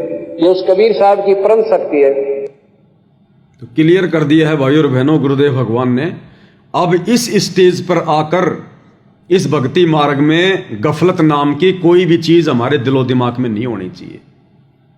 हमने हर संभव प्रथम स्थान, प्रथम महत्व गुरुदेव भगवान के द्वारा बताई गई शास्त्र अनुकूल शत भक्ति को विधिवत करने में लगाना है। तब भाई और बहनों इस काल लोक से हमारा पीछा छूटेगा। जिस प्रकार उस मां के पेट में हम किस प्रकार से गुरु जी के आगे रो रहे थे, प्रार्थना कर रहे थे, हमें और कुछ भी नहीं सूझ रहा था, कुछ भी नहीं दिखाई दे रहा था, बस अपना वो कष्ट दिखाई दे रहा था। तो आज गुरुदेव ने अपना ज्ञान देकर, सत्संग देकर आज आप और हमें वो कष्ट दिखा दिए गुरुदेव भगवान ने। तो भाई और बहनों, गुरुदेव के शॉर्ट वीडियो के ऊपर आज हम केवल इतना ही लाइव आएंगे, और लास्ट में गुरुदेव भगवान की महिमा में दास एक शब्द गाएगा, सत कबीर द्वारे थारे पर एक दास भिखारी आया है। शब्द का खुलासा हम पहले मालिक के ज्ञान आधार से वीडियो में जो है वो कर चुके हैं, केवल परमेश्वर की महिमा करेंगे। बंदी छोड़ सतगुरु रामपाल जी भगवान की जय हो। सत कबीर द्वारे क्या हुआ? सत कबीर द्वारे थारे पर एक दास भिखारी आया है, भगति की भिक्षा दे दीजो, मेद कटोरा लाया है, भक्ति की भिक्षा दे दीजो, उम्मीद कटोरा लाया है। तज नरसी वाले ठाठ नहीं, मैं धन्ना जैसा जाट नहीं। तज नरसी वाले ठाठ नहीं, मैं धन्ना जैसा जाट नहीं। मेरी मोर धवज सी साठ नहीं, जिसने लड़का चीर चढ़ाया है। मेरी मोर धवज सी साठ नहीं, जिसने लड़का चीर चढ़ाया है। भक्ति की भिक्षा दे दी जो उम्मीद कटोरा लाया है।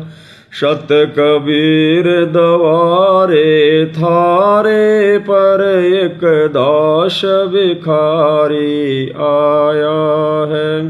भक्ति की भिक्षा द्विदी जो उम्मीद कटोरा लाया।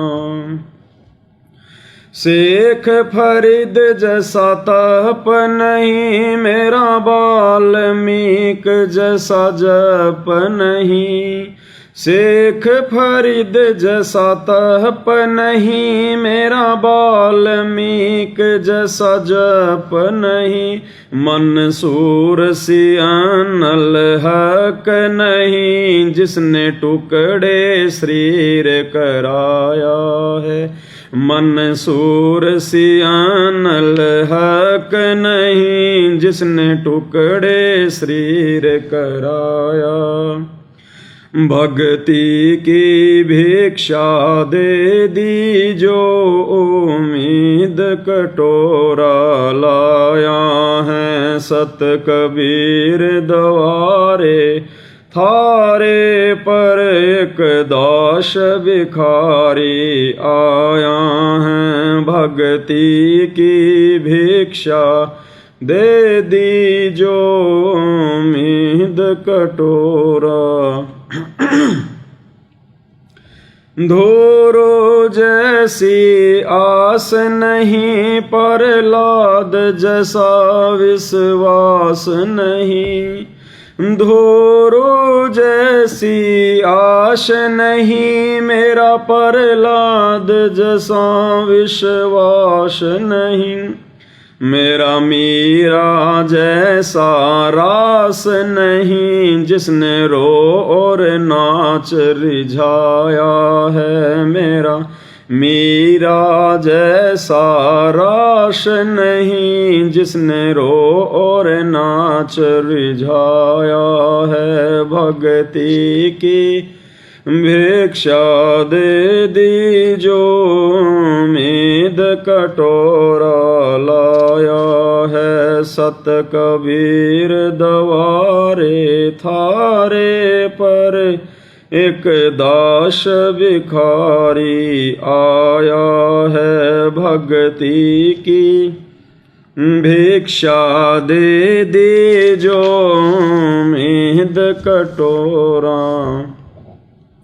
रंका बंका जैसा त्याग नहीं, मेरा बाजीद जैसा वैराग नहीं। रंका बंका जैसा त्याग नहीं, मेरा बाजीद जैसा वैराग नहीं। मेरा कर्मा जैसा भाग नहीं, जिसका आण खिचड़ा खाया है। मेरा कर्मा जैसा भाग नहीं, जिसका आण खिचड़ा खाया है। भक्ति की भिक्षा दे दी जो उम्मीद कटोरा लाया है। सत कबीर दवारे थारे पर एक दास भिखारी आया है। भक्ति की भिक्षा दे दी जो उम्मीद कटोरा। विदुर विदुराणी जैसा सम्मान नहीं, मैं सम्मन जैसा यजमान नहीं। विदुर विदुराणी जैसा सम्मान नहीं, मैं सम्मन जैसा यजमान नहीं। और सेवों जो कुर्बान नहीं, जिसने शीस तोले खिलाया है। और सेवों जो कुर्बान नहीं, जिसने शीस तोले खिलाया है। भक्ति की भिक्षा दे दीजो उम्मीद कटोरा लाया है, भक्ति की भिक्षा दे दीजो उम्मीद कटोरा लाया है। मारकंडे जैसा ऋषि नहीं, सुख देव जो इंद्री कसी नहीं। मैं मारकंडे जैसा ऋषि नहीं, सुख देव जो इंद्री कसी नहीं।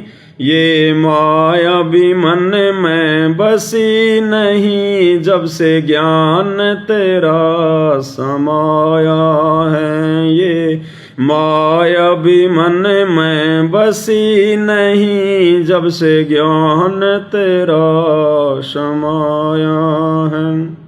भक्ति की भिक्षा दे दीजो उम्मीद कटोरा लाया है। सत कबीर द्वारे थारे पर एक दास भिखारी आया है। भक्ति की भिक्षा दे दीजो उम्मीद कटोरा। धर्मदास जैसा भक्ति सेठ नहीं, जीवा दत्ता जैसी उण सेठ नहीं। धर्मदास जैसा भक्ति सेठ नहीं, जीवा दत्ता जैसी उण सेठ नहीं। मेरा पीपा जैसा ढेठ नहीं, जिसने दरिया बीच बुलाया है। मेरा पीपा जैसा ढेठ नहीं, जिसने दरिया बीच बुलाया है। भक्ति की भिक्षा दे दीजो उम्मीद कटोरा लाया है। शत कबीर द्वारे थारे पर एक दास भिखारी आया है। भक्ति की भिक्षा दे दीजो उम्मीद कटोरा लाया। दिया द्रौपदी जैसा लीर नहीं, कोई बण्या भजन में सीर नहीं। दिया द्रौपदी जैसा लीर नहीं, कोई बण्या भजन में सीर नहीं। मेरे बिलनी जैसी धीर नहीं, जिसने बन के बीच घुमाया है। मेरे बिलनी जैसी धीर नहीं, जिसने बन के बीच घुमाया है। भक्ति की भिक्षा दे दीजो उम्मीद कटोरा। शत कबीर द्वारे थारे पर एक दास भिखारी आया है। भक्ति की भिक्षा दे दीजो उम्मीद कटोरा लाया है। सांबर में दादू दास मिले, फिर नानक को कर ख्यास मिले। सांबर में दादू दास मिले, फिर नानक को कर ख्यास मिले। सुल्तानी को हो खवास मिले, जिसका बिस्तर जाड़ बिछाया है। सुल्तानी को हो खवास मिले, जिसका बिस्तर झाड़ बिछाया है। भक्ति की भिक्षा दे दीजो उम्मीद कटोरा लाया है। सत कबीर दवारे थारे पर एक दास भिखारी आया है। भक्ति की भिक्षा दे दीजो मीद कटोरा लाया है। अर्जुन सर्जुन ने पीछाण लिए छोड़ाणिम दर्शन आन किए। अर्जुन सर्जुन ने पीछाण लिए छोड़ाणिम दर्शन आन किए।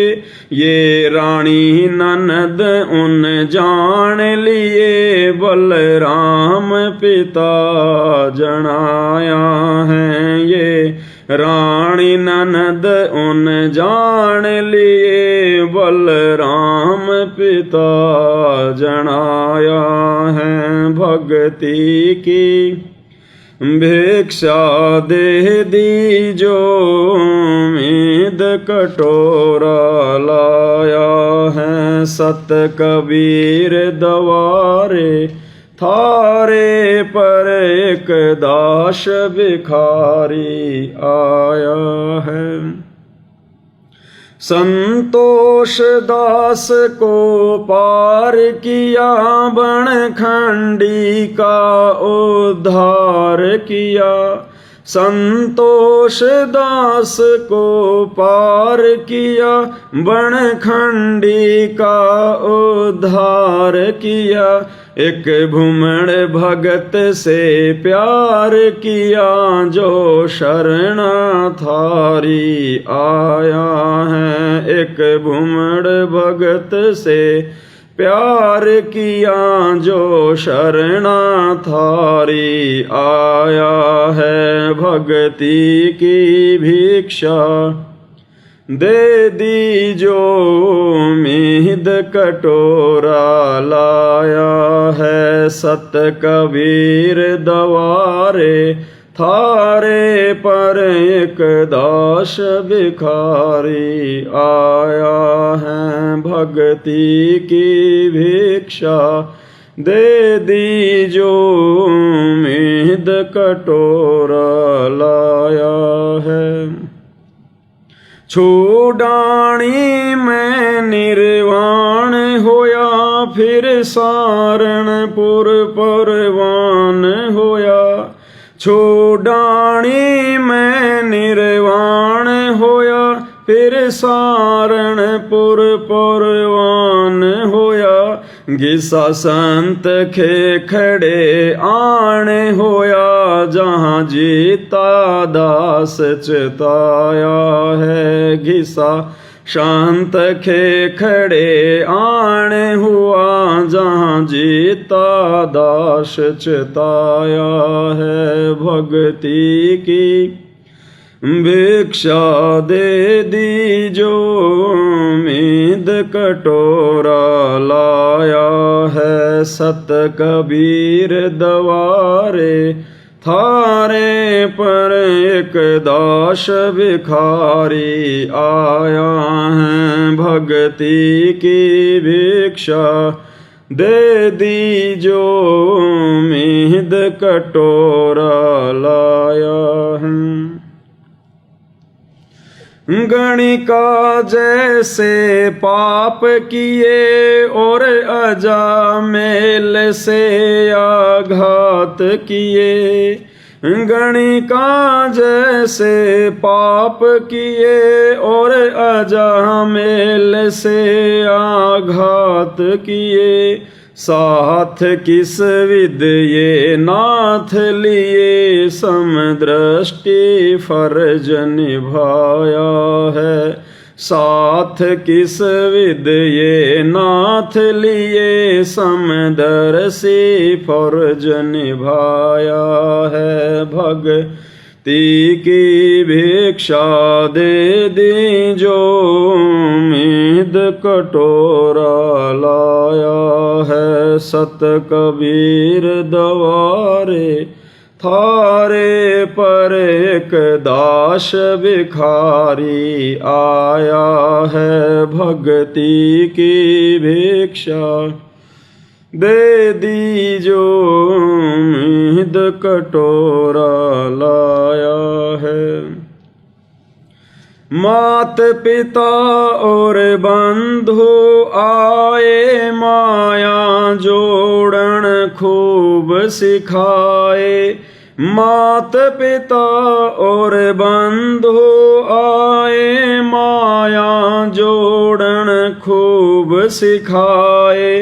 भक्ति कहना लारे लाए उल्टा ही पाठ पढ़ाया है। मुझे भक्ति कहना लारे लाए उल्टा ही पाठ पढ़ाया है। सत कबीर दवारे थारे पे एक दास भिखारी आया है भक्ति की भिक्षा। दे दीजो मीद कटोरा लाया है। जवानी के होती जात नहीं कोई मिला भजन का साथ नहीं। जवानी के होती जात नहीं कोई मिला भजन का साथ नहीं। मेरी सुनीति सी मात नहीं जिसने बेटा भगत बनाया है। मेरी सुनीति सी मात नहीं जिसने बेटा भगत बनाया है। भक्ति की भिक्षा दे दीजो मीद कटोरा लाया है। सत कबीर दवारे थारे पर एक दास भिखारी आया है भक्ति की भिक्षा। दे दीजो मीद कटोरा लाया है। पांचों विकार सताते हैं मन चाहा नाच नचाते हैं।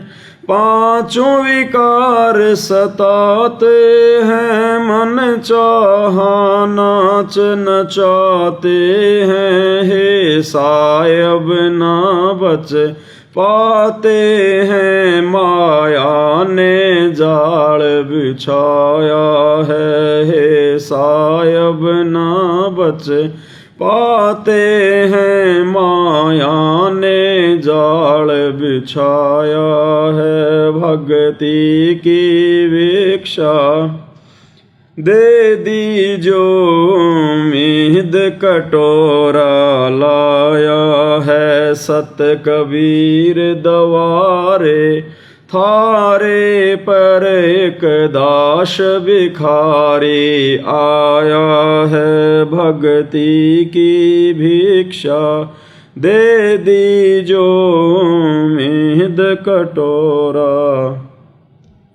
गुरु रामपाल जैसा संत नहीं मैं भगतों जैसा भगत नहीं। गुरु रामपाल जैसा संत नहीं मैं भगतों जैसा भगत नहीं। मुझे दास को चाहिए जगत नहीं एक तेरा ही शरणा चाहा है। मुझे दास को चाहिए जगत नहीं एक तेरा ही शरणा चाहा है। भक्ति की भिक्षा दे दीजो मीद कटोरा लाया है। सत कबीर दवारे थारे पर एक दास भिखारी आया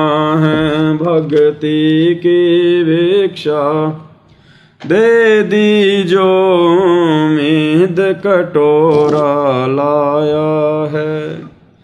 तो भाइयों और बहनों, बहुत बड़ी दया, बहुत बड़ी मेहर सारी सृष्टि के सृजनहार सतगुरु रामपाल जी परमेश्वर जी की।